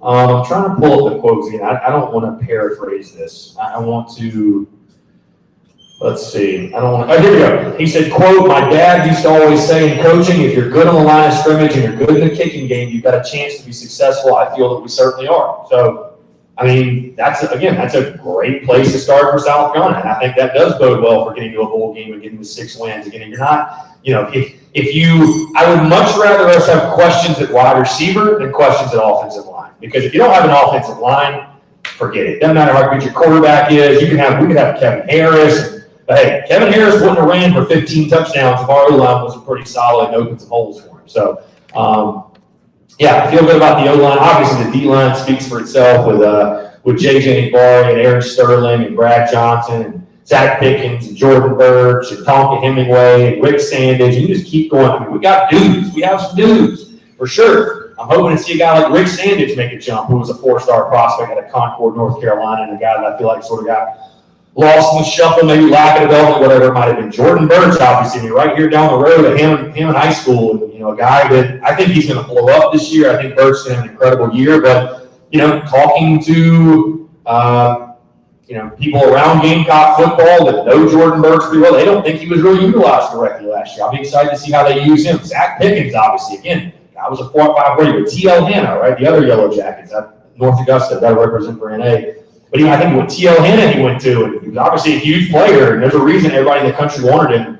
He's been a solid player, but has Zach Pickens really exploded on the scene like we expected? And again, what do you blame that on? Is it lack of development, or I don't know, what schematically was something off? I think I think one of the things we're excited about is we're all going to see those guys take a next step and progress and be big-time playmakers for us. But, that's a great place to start. Like I said, offensive line, defensive line, special teams. If you can be solid there, we'll kind of figure out the rest as we go. And thank God, we don't open up with a UNC or an NC State. How good does it feel? Again, I was talking about schedule earlier. How good does it feel to be coming into week 1? And I've been telling everybody this, and I'll tell everybody in Tin Roof this, everybody that's tuning in live this, savor week 1. Savor the East Illinois game. Because I know we play Vandy, and I'm chalking that up as a W2 and all, but I just don't. Is there really another game on the schedule that you're thinking of right now that we're going to wake up on Saturday without a shadow of a doubt and say, my team's going to win today? There's just no question. We're going to win, bottom line.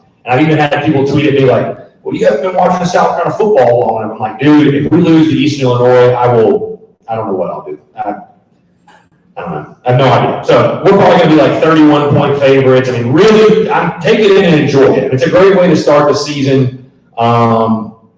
For South Carolina, for Shane Beamer, obviously getting going off a hot start. East Carolina, like you sort of, that's going to be a challenge, but it's not like you have Georgia week 2. So, we're going to find out where we are as a football team. I don't know that you're really going to learn anything or really draw any conclusions after week 1. I don't think if Luke Doty throws for 300 on EIU, he's the best passer in the SEC, for example, right? Let's see, Jimbo Fisher making waves today at SEC Media Days. I was thinking about this, by the way. Thank God Shane Beamer didn't speak today. Or maybe that would have been cool. It would have been cool to watch and do this live and watch what Beamer had to say. Jimbo Fisher, though, reports that Texas and Oklahoma are interested in joining the SEC. He said, quote, I bet they would, end quote. So Jimbo staying hot at SEC Media Days, poking the bear that is Oklahoma and Texas. So, I don't know. I'd love to hear you guys. I'll take 437903377. You can call, text that number, especially if you're here in person. If you want to text that number, it's 843-790-3377. Would you like to see Texas and Oklahoma in the SEC? And personally, me, I think the path is tough enough. There's no reason to to make it any tougher. I mean, it'd be cool, I guess, but I don't see it happening. I don't know. I don't see that happening. Andrew Quick, Cole Kublin releases top 5 SEC offensive lines. The Kentucky Wildcats are the top of the list with no other SEC East team included. And I realized UK had so much talent coming back on the offensive line. Again, that's what I'm saying with people just have given me some help on social media about picking that Kentucky game as a loss. Listen, I want South Carolina to beat Kentucky. There's nothing more annoying than losing to Kentucky, and I think it's a huge game for Shane Beamer. I think it is. I mean, I've listed ECU as my most important game of the season because I think that's one, if you lose, getting to 6 wins becomes, I know it's week 2, but damn near impossible. It's just you got to go 3-1 in the non-conference bottom line. But that Kentucky game's huge, and I'll tell you this, and this is the uncomfortable conversation I don't think many want to have because there's so much positive momentum and positivity, and that's all great. But you lose week 4 to Kentucky, especially if it's a drop of 2-2. It's at home. I got this weird feeling Carolina, Kentucky will be a night game.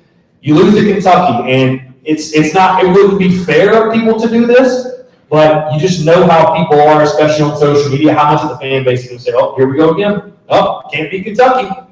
Oh, here we go. 500. What do we do now?" So, and again, I think that'll be very unfair. I know Carolina fans, we don't like to give Kentucky credit. I don't like to give Kentucky credit, but when I was picking that game, the reason I picked it as a loss is you look at the game and you're like, there really is no reason Carolina should beat Kentucky.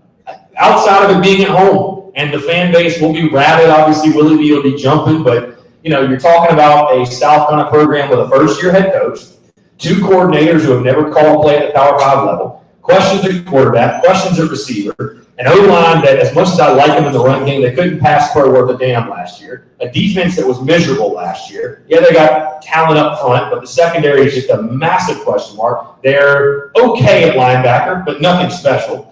And like I said, they have a head coach who's never been a head coach versus Kentucky, who, they got Mark Stoops, who is 9th year in the program.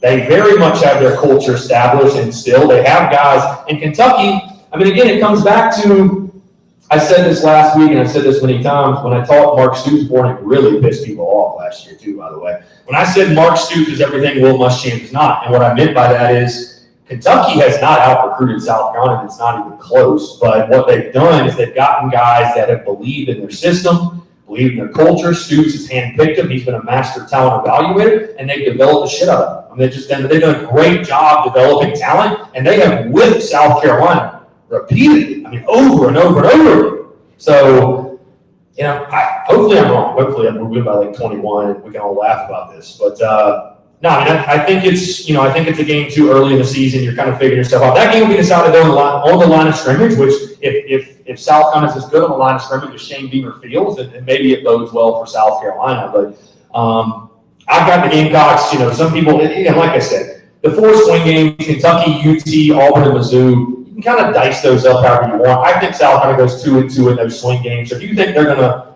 lose to Tennessee but beat Kentucky, by all means, that's totally fine. But I look at Tennessee, total dumpster fire. I saw some statistics today on social media. Tennessee had 37 guys in the portal.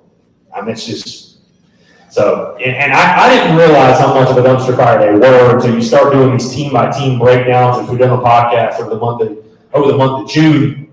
And you look at Tennessee, and you're just like, bro, they are hurting. They're really hurting. So, trip to Knoxville, scary, been a house of horrors for us, but I think we're just a better football team. I think that rebuilding job, but I think the job Shane Beamer has is actually easier than the job that Josh Heupel has. I really believe that. And then, like I said, Mizzou, Auburn, I've got the Gamecocks getting quote-unquote revenge, if you will, getting back at Mike Bobo, whatever. Obviously, that's going to be one hell of a day with all my homies hate Mike Bobo and all that. But the Mizzou game just feels weird to me. I don't know. I don't like the road trip to Como. I'm not saying that Mizzou's really that much better than us, but Eli Drinkwitz seems to have our number for some reason, going back to Appalachian State. And last year, I think Bazelak at quarterback's pretty good. They got a pretty good running back. And it's just, again, it's a weird road trip. So I think Carolina does get Auburn, though, and gets that 6 win. Justin Langford says, got to love the picture with Beamer reenactment of the Spurrier at Arby's. If you missed that, incredible content. Whoever came up with that, I guess if it was Fink, if it was Beamer himself, I mean, incredible. It's incredible content. Let's see. Again, questions, comments, calls 843-790-3377. We got a text here that says, absolutely, I'd love to have Texas and Oklahoma join the SEC. I can still hate Oklahoma. I know there's all the horns down talk, but regardless, Texas and Oklahoma don't do anything without the other. I don't want either one of them. I mean, I don't want either. They can stay in the Big 12. You know, I don't need it. I don't need it. No thanks. No thanks. Again, 843-790-3377. Guys, again, appreciate y'all coming out in the tin roof. Everybody tuned in via Facebook, YouTube, Twitter, and Twitch. Really glad we're able to do the digital side as well, because again, I know a lot of people don't live in Columbia, they don't live around this area, and I'm expecting, see, the great thing about this, I was talking to Corey about this, the great thing about us starting this right now is we're able to, you know, work out the kinks and kind of see how we like the flow of the show. You know, last week, of course, I literally just went for 2 straight hours, which was pretty nuts, but whatever. Thank God I can just ramble in front of a microphone, I guess. But we went for 2 straight hours. But of course, you saw today, really from here on out, the plan is to have probably 1 guest per hour. So I think next week, I've already talked to a good buddy of mine, John Strickland, who played offensive line at Carolina, early 2000s. If you remember Lou Holt's era, he played offensive line. And then we might be getting my guy, Savell Newton, right here, which would be, he's always an electric conversation. Savell's always got a lot to say. You know, so we'd love to get him by, and you know, so that's going to be the plan moving forward. Oh, it's Cocky Texan. There you go. Appreciate you. Yeah, definitely put your name if you text in, so I can give you a shout. It says, love going to Knoxville and Athens for road trips. No better trip in the SEC. Can we just agree? Steve Fink is the best SID. Yeah, I like, dude, they do a fantastic job. I'll say this, top to bottom, media, those involved with media, our digital media people, Justin King's crew, you know, creative media, whatever title they want to go by. But, you know, Fink, Kent Reichert, who does baseball, I've had a lot of interaction with him. But Justin King, that crew, Jacob Reeves, my guy Dan Heideke, who I know he's on staff. He doesn't do the creative side anymore. He's still on staff with Gamecock football. But really all the way down, I think one of the coolest things, I'm sure, you know, Cocky Texan among many others sees this on social media. And I've just noticed this lately. We have I think you'd be hard-pressed to find a fan base that has more talented content creators and people that put value out in the Gamecock space than South Carolina. I mean, whether it's they do it full-time, they do it part-time, they do it every now and then, there are a lot of guys, and it's crazy. I don't know if it's because of, you know, kids like Tripp, who I see you walking out, Tripp. I appreciate you stopping by. But kids like Tripp, who, you know, have grown up in the social media age and kind of grew up on like Photoshop and graphics, and they know how to clip their own audio and video and all that. Yeah. I'll see you tomorrow night, Tripp. I'll see you tomorrow. Yeah. Tripp Roach, great kid. Bill Tronco, check it out. Yeah. Bill Tronco.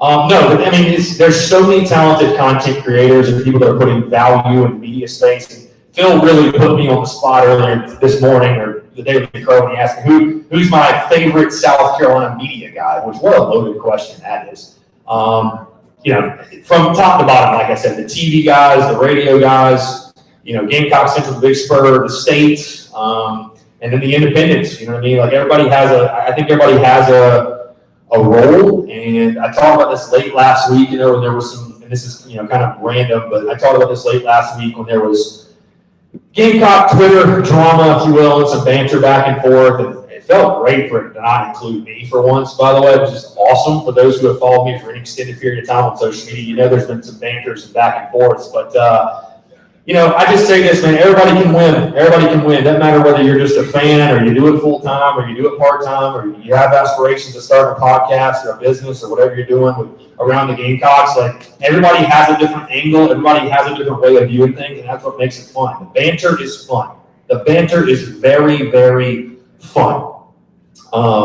It's when people, you know, people think that you pick your team to lose to Kentucky and you're just a horrible human being because of that. It is what it is. We love the passion, though. We love the passion.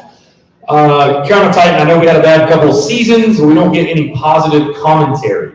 UT is horrible with all their transfers, yet they are picked over us. Oh, they didn't release the AP SEC. That's not today, right? I hope it's not. I might have missed that. Anyways, Tennessee is definitely getting picked over us in many, many preseason predictions and all, which who gives a damn, really? Like, and I know everybody's so pissed off by like Kevin Harris. He's not getting respected. It's like, who gives a damn, bro? Like, he's going to go out there. He's one of the best in the SEC. Hey, if you're an Auburn fan, you think Tank's the best. If you're an A&M fan, you think Spiller. We're Gamecocks. We're going to ride with our guy Kevin Harris. Like, whatever. It's all just, opinion based anyways. It is what it is, whatever. But the reason I can tell you Tennessee is picked over Carolina is they just get the benefit of the doubt because they have tradition. That's it. That's the only reason. It's exactly why Notre Dame is in the top 25 every year. They don't have to be good. My grandpa used to tell me, he said, this is who wins the Heisman. Either the best player on the best team or the quarterback at Notre Dame. That's who wins every single year. And I know things have changed a little bit, obviously, because, back in his day, it was, I can't really speak to this much, but, it's wild to think that there was a time before every game was streamed, before SEC Network Plus was a thing. And I remember watching games on pay-per-view. I remember paying pay-per-view to watch Carolina Troy in 2005. Literally you had to pay for pay-per-view. Dude, I was listening to games on the radio.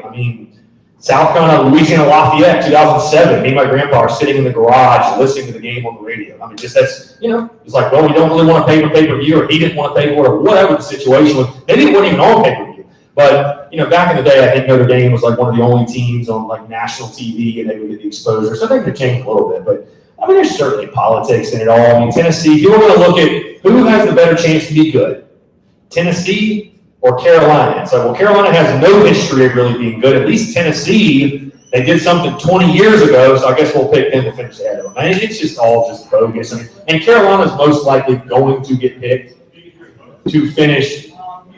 They're coming to get me already.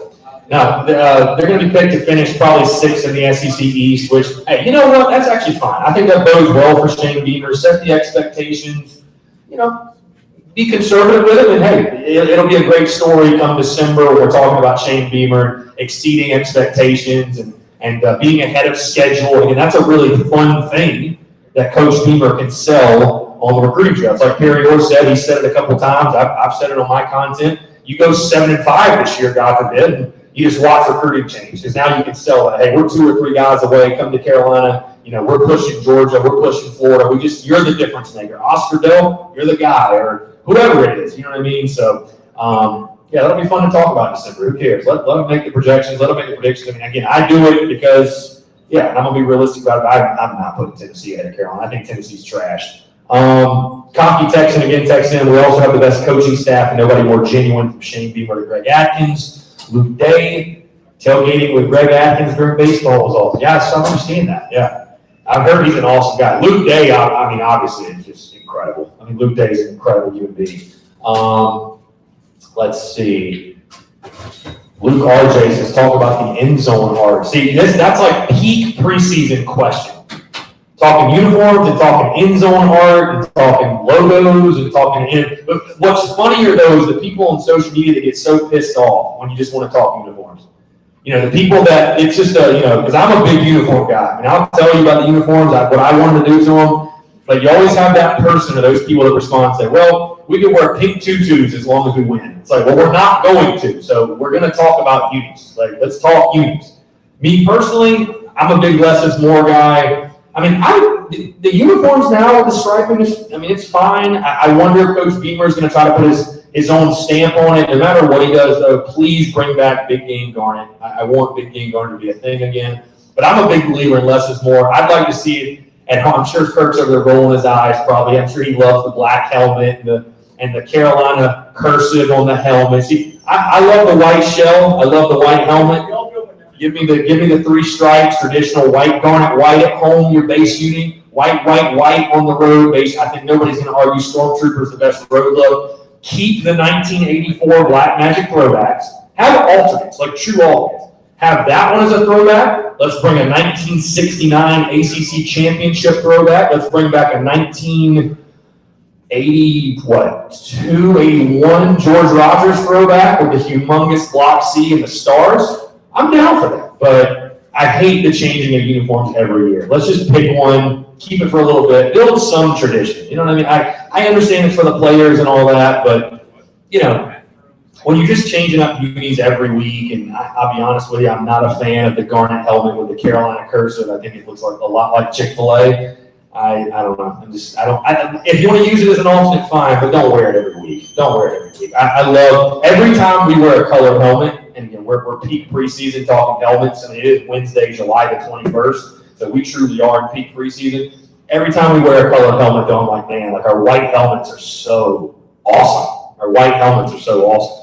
Here we go, Blake Howard. How about baseball questions? What do you think of the new coaches Kingston brought? I can tell you this: the pitching coach, what was it? It was James Parker, right? James or John, just one of those names. What was it, John Parker or James Parker? Let's see. The new pitching coach who came from Indiana, which I think is a really good hire. I didn't know a lot about him, honestly, when we hired him. Here he is. It is Justin Parker. I completely butchered that. Justin Parker from Indiana. And I'd be honest with you, when it was announced he was hired, I still don't really know a lot about him. I knew nothing about him. But the guy that DM'd me, whose word I take very well, former Gamecocks catcher Dallas Beaver, who, if you remember that name, he actually played at UCF and was with Justin Parker. And I don't think he would mind me reading this as far as what he said about Justin Parker, because again, I didn't have any clue. He said he's a stud. And I said, yeah, I've heard good things. He said his staffs are always unreal and he gets guys drafted. The pitching staff is in good hands. So take it for what it's worth. I like the hire overall. The assistant coach from Texas A&M, again, I've heard good things about him from baseball people. And that's really all you can go off of. I mean, he served at Texas A&M. He's got SEC experience. From what I know, he was a really, really good coach. So I like that hire. I'll tell you this, the kid I'm really excited about is the Virginia Tech transfer, Kevin Madden. This dude's probably going to start day one for his 2022 starting lineup. Hit 313 last year at Virginia Tech, which the Hokies were a pretty solid ball club. Again, Kevin Madden, we actually put up a graphic on social media last night of just sort of his breakdown of the 2021 season. 313, 4 home runs, 37 RBIs. Again, this is a guy who started 51 games for the Hokies. And we all know third base was, I like Mark Kingston. I'm a Kingston guy. I have no reason really to dislike Kingston, but the way the third base position was handled, it was butchered. There's just no question. That's why you've seen a mass exodus of those guys, from Brennan Malone to Jeff Heinrich to Michael Robinson. That's what happens when you play 3 different guys all season. You cannot settle on a starting third baseman. And I think Carolina paid the price for it. But I do like Kevin Madden a lot. I like the transfer they got from the kid from Mizzou. I think he's a guy that's going to compete for playing time day one. Again, I like the hires that Mark Kingston made for his coaching staff. It's never too early to talk a little bit of Carolina baseball. I love that. I appreciate that question. 843-790-3377. Again, that's 843-790-3377. Like I said, guys, appreciate Tim Roof having us out. This is awesome. I think I was saying this before. One of the reasons I'm so glad Corey and I linked for this and got this started when we did is to kind of like Shane Beamer's doing, build up some momentum, build up the momentum right now in the summer months. And, because of course, right, people are going to want to come in here when it's game day. It's the week of the game. But right now, getting it rolling, getting you guys out here, I truly appreciate it, man. It's awesome. Appreciate y'all rocking with us, rocking with the content, rocking with everything we're doing right now. And I appreciate Tin Roof having us out. And like I said, the plan is moving forward. You saw Perry Orth and Jeff O'Hara, Cox by 90 here. We're going to plan on having guests each and every single week. I'd say 2 to 3, probably not more than 3, but today both Jeff and Perry had to be out of here by 6 o'clock. I think Jeff's heading to the baseball game. Perry is training quarterbacks as we speak. So both guys had obligations. Again, truly appreciate those guys stopping by and coming out. Both fantastic human beings. It will certainly not be the last time. I know Jeff and I have been talking a lot about possibly doing, which Jeff is Cox by 90, if you don't know. We've been talking a lot about doing tailgate stuff, and I think he even mentioned possibly doing a live show down in Charleston, which I will take any excuse to head to the beach. I think he was talking Folly Beach too, which that would be incredible. That would be incredible. There was one place I would live outside of Cola, it would probably be the coast. So get me to the beach. But we got a lot of great work coming, a lot of great stuff, and I appreciate you guys rocking with us. I'll pose this question to you too. We got 20 minutes left here at Tin Roof, and of course, this is something that we're gonna we're going to continue to talk about over the weeks, and we got, 45 days till kickoff. We're going to talk about the next 45 days, but I posed this question on social media because as we break down the offense, the defense, the special teams, I like to go through and talk about, look back at last season, key returners, key departures, top storylines. Like one of the questions I like to pose, or one of the scenarios is the offense will be better because of this, or they'll be worse because of this. I'm talking about both scenarios. So if you guys want to text in, tell me why you think the Carolina offense will be better this season and why you think the defense will be better this season. And some of the responses for the defense, as you can imagine, are pretty funny because I put this on Twitter, and of course people are going off and running with it. But yeah, I think I'm going to tell you guys right now, I think it's going to drop tomorrow, but I think just having the dynamic playmaker quarterback, athleticism to Luke Doty, which is, it's crazy to me. I mean, much love to Jason Brown. I've met Jason. He's an incredible dude. May the best man win. Let's just play the guy that gives the best chance to win games. I think everybody would agree with that. But it's kind of funny, like after last season, people were fighting and vouching for after the spring game that we should start Jason. I'm like, we were just talking about a few months ago how we needed a dual threat quarterback. It's like, did people forget about that conversation? Again, it's no disrespect to Jason at all, but Luke Doty just has an undeniable skill set and athleticism, and I'm very excited to see how that plays out. I really am. Tucker Hamilton, how good are our chances of getting Stone Blanton, the 2022 four-star linebacker who just dropped his top 3 today? And it was us, Texas A&M, and Mississippi State. Well, I think our chances are pretty good. Again, I don't know a whole lot about the kid. I'm not going to sit here and act like I've been following Stone Blanton for longer than about 4 hours. But, dude, with Shane Beamer, I think anybody doubting Shane Beamer would be a mistake. So I feel good about it. I think Beamer's going to get guys that, most importantly, believe in our system, believe in our culture, believe in our scheme, and, are going to come in and, be good football players for us. That's why I don't get too worked up about, Keenan Nelson dropped 40 spots today, or Seymour, Anthony Rose, or Prunty, whoever. I mean, anybody we get committed. Dude, you have to right now trust as a Carolina fan that Shane Beamer and company are master talent evaluators, they're master talent developers, and they are only bringing in guys who are going to be really, really good football players for us. So, whether Keenan Nelson Jr. is ranked the 200th best player or the 150th best player, I truly don't give a damn. Because if Shane Beamer and Torian Gray think he's a good player, that's really all that matters. I mean, you have to trust they're going to bring in guys who are going to be difference makers for us, game changers for us, and he's still a 4-star player, but I do agree, it is crazy. And with every time it seems like I don't remember the last time we ever got a guy committed where he went up in the rankings. Do you, Kurt? I certainly don't. Jeff called it the cop drop, which I think is just an incredible, very creative slogan from him. Coffee Texan says, I performed in a womanless beauty pageant a few times here at Tin Roof. Great times. Very good. I didn't know that was a thing, to be honest with you. I didn't know. So you learn something new every day. Again, guys, 843-790-3377. About 15 minutes left. Appreciate y'all coming out. Again, $10 wing special, $3 drafts. I'm very hungry, so those wings sound incredible. They sound incredible. Looks like Shane Beamer is at the Atlanta Braves game tonight. Very good. What a disappointment they've been this year. God. What a disappointment. Then Ron Acuna goes down. You did get Jock Peterson, but the Braves have just been, I don't know. I thought it was a bad week. The first week of the season, I thought it was a bad 2 weeks, and turns out we're just not very good this year. We don't have a bullpen, so I don't know. Tough, but anyway, 843-790-3377. That's 843-790-3377. Talking offense, defense, special teams. The Gamecocks. 45 days, and it's crazy. You're going to blink, and it's going to be fall camp. You're going to blink again, it's going to be kickoff, and I cannot wait. Absolutely cannot wait. But like I said, man, savor these days, right?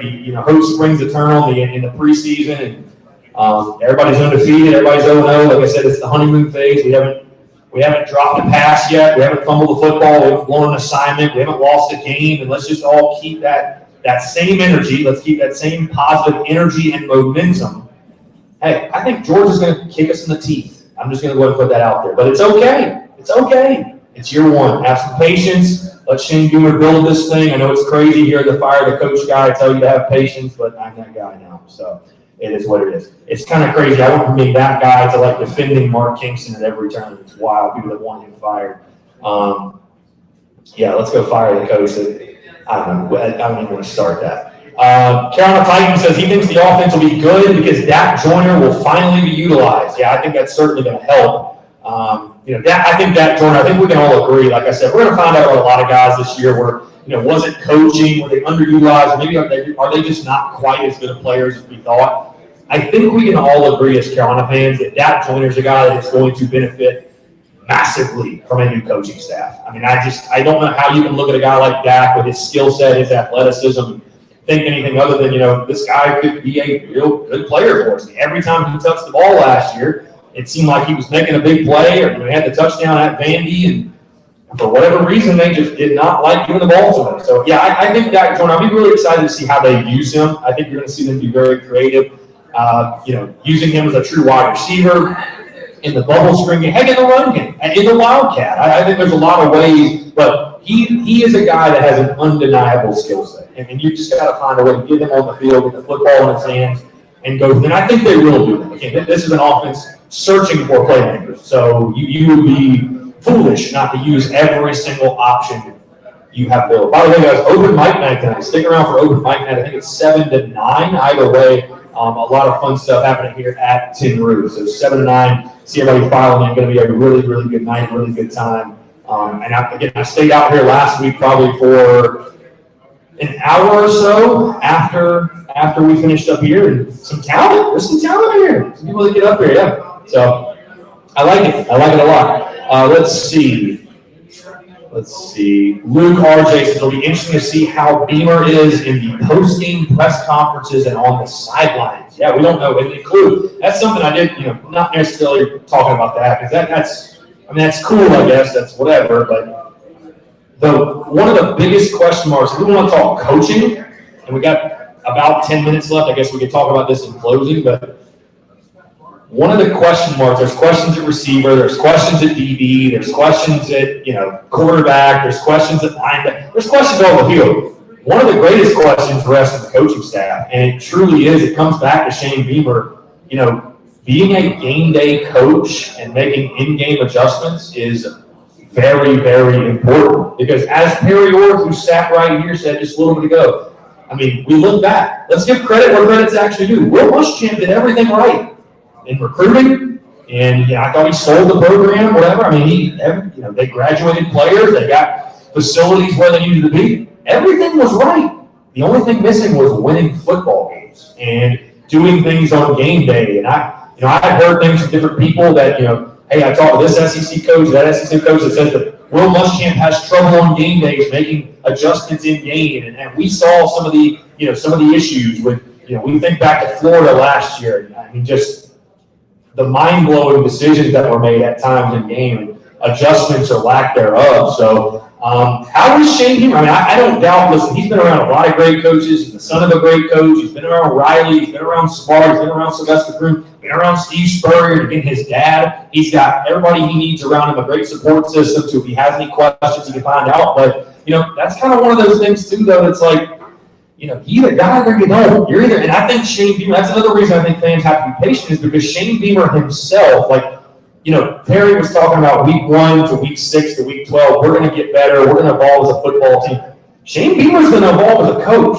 He's going to be a better coach in year 5. At least you certainly hope so. I would think so. But he's going to be a better coach in year 5 than he was in year 1. I'm sure there's going to be things he looks back on. If you could have a private conversation with him that in year 5 he'll say, man, I can't believe I did this, or I don't know why I did it quite that way. It's just going to happen. It's the natural progression and evolution of anything to do in life. Anybody who's ever done anything in life, but obviously you're much better down the road than when you first started. So I'll be interested to see Shane Beamer in game decisions. Again, you're talking about 2 coordinators that have never called a play at the Power 5 level. That is a fact. That's not an opinion. That is just a fact. So let's roll with the punches. Let's give these guys some time to get their feet wet. And I'm glad South kind of rolled the dice the way they did. I think it was the best possible hire for them. I think if you'd have done the whole SEC retread with Freeze or a guy like that who's looking to just kind of take the next job, I don't think that would have been the right way to go. And obviously here at Shane Beamer now, we all feel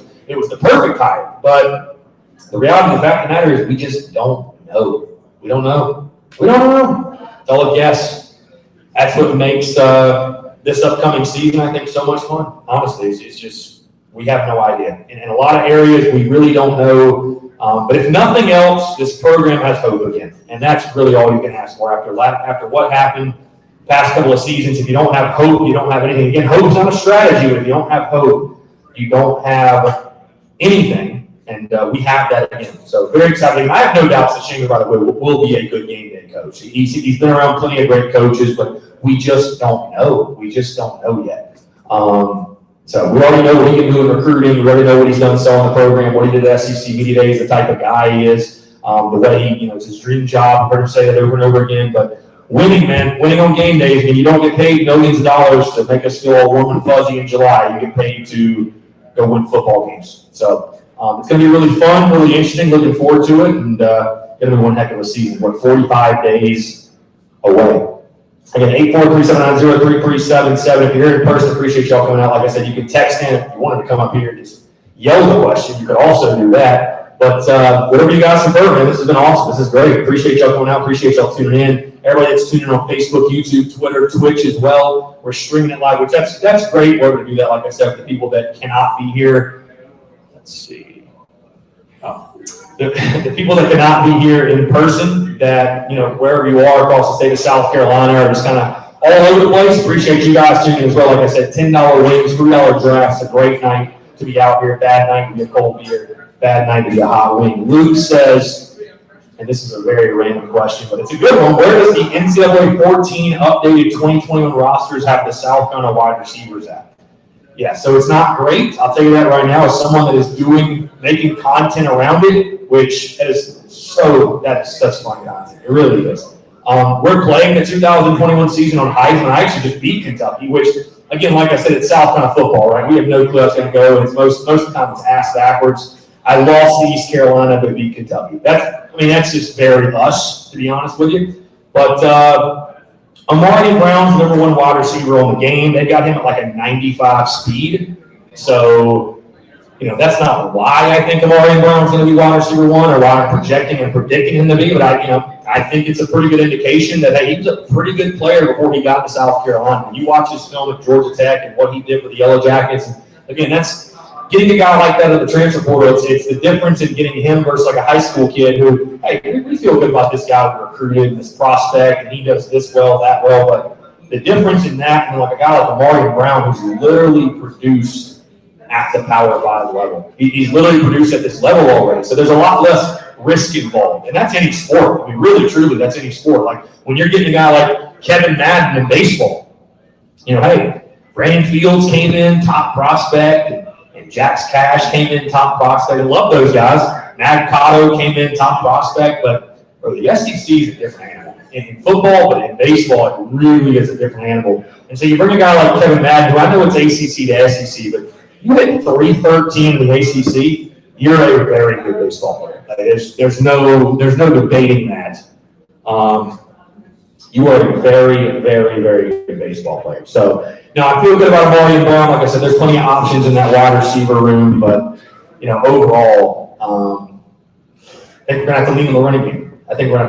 Again, appreciate y'all coming out, man. Seriously, appreciate Tim Root having us out. Corey, obviously, all the bartenders. Be sure to tip your bartenders. They do a fantastic job, and really excited about the growth and evolution of this, man. It's crazy. Like I said, it's funny. Jeff came by. Jeff O'Hara, Cox by 90 came by. He was texting me last night before we've been going. He's like, "Hey, man, can you give me a rundown on the script and what we're going to talk about?" I'm like, "Jeff, you actually think I script this? It's the hilarious thing. That's why I take questions. But dude, I'll just go. I mean, I don't have a script. We got maybe some bullet points here and there, but I mean." Nah, man, keep the conversation organic, free-flowing. That's another, I guess, fun fact that people don't realize is when we do interviews, whenever we have like Perry on or we're doing guest interviews in the podcast, none of it's scripted. No, I'll just give me your stats, when you played, let's go. So I remember the game. Phil the sound guy. So I'm not going to sing, I promise. I'll let the rest of them do that. And I know Kurt, he specifically told me last week he didn't want to hear my singing. Told me he'd never come back. So I don't want to piss Kirk off. I'll start singing a tune up here. Yeah, so, but again, appreciate y'all coming out. Like I said, and I cannot wait to try the wings. I feel like Cocky Texan is getting after it over there with the wings. Are they good? They're good? Yeah, I'm about to destroy some wings for sure. But yeah, what a day it was Monday, man, with Shane Beamer and SEC Media Days. And like I said earlier, in case you missed that, he didn't do anything crazy or anything, because I expected it to go very well. I mean, I feel like Beamer's a guy that, he is very genuine. He's not, there's some people in life that they have to think about what they're going to say before they step behind the mic. They're very fake and phony and synthetic, or they don't fully believe in what they're doing or saying or whatever it might be. Beamer's not that way. He is a guy, I believe, he really believes in the University of South Carolina and the football program. He's seen it at its heights. He believes in what it can be, what it's going to become, and that oozes out of him naturally. Like I said, guys, I'll be out there. Yeah, I think you said you were going to Welcome Home Tour Monday, Williams-Brice Stadium. I think he's really starting to hit it Monday. I know my buddy texted me a couple days ago, said he's going to be there Wednesday in Charlotte, and just looking forward to Shane Beamer, man, continuing to spread the good word. It's going to be a lot of fun. And here we go. We got the lighting now. There we go. It's going to be a lot of fun, man. Just hearing Coach Beamer, I think, continue, obviously, to sell his USC program. There's going to be a lot of Gamecock fans there that are going to have a lot of questions for him, and it's going to be a really good time. Also, Frank Martin will be in attendance, which I know we're not even really close to talking basketball quite yet. It's always funny whenever I get a basketball question, because I feel like nobody wants to talk basketball. I mean, which is not a slight, but it's just one of those things. We're so caught up in football right now. I don't know. Nobody really wants to give love to basketball team right now, which happens to you. I got a question. Yeah, go ahead. How many, is there a max amount of people that can go on Monday? Or is it, because I know you can just get a ticket, it's like 35. I'm sure it could sell I out. just bought a ticket. Yeah, I'm sure it could sell. Because the one in Charlotte definitely sold out. So I would imagine, you got to think, though, they're doing it, I guess, at the club level at Willie B, which is huge. So I'm sure they could get a ton of people. I mean, if you don't want to test it, you could just buy the ticket. That's true. I was going to wait till Saturday. Yeah, whatever. Dude, I'm sure there'll be a ticket. I'm sure there will be. Yeah. So, I don't think that should be really an issue. But going to go ahead and wrap it up, guys. We've got about 2 minutes left, and we'll let these guys come here, get set up, get ready to go again. Open mic night, open mic night, 7 to 9 here. So be sure to stay tuned with that. Again, like I told you guys, I was out here, stayed about an hour last week. Some really, really talented acts that came up here. There's some talent. Who knew in Columbia? So who knew? But going to let these guys get after me. Like I said, appreciate y'all coming out to Tin Roof. The second ever edition of this, and like I said, we're going to be live every single Wednesday, 5 to 7. Really excited for this, the evolution of it. Again, appreciate Jeff O'Hara of Cox by 90, Perry Orth, former Gamecocks quarterback, for stopping by. We're going to continue to have guests. We've already got those guys pretty much locked in and lined up for next week. And again, those who tuned in on Facebook, YouTube, Twitter, Twitch, digitally, anybody who tuned in, anybody who submitted questions, thank you all so much. Again, appreciate y'all. Continue to rock with us, support the content, support what we do, and be engaging as well. That truly does make the difference. I appreciate y'all so much. So again, until next time, we're counting down 45 days. Appreciate y'all. Thanks. Yeah, Phil.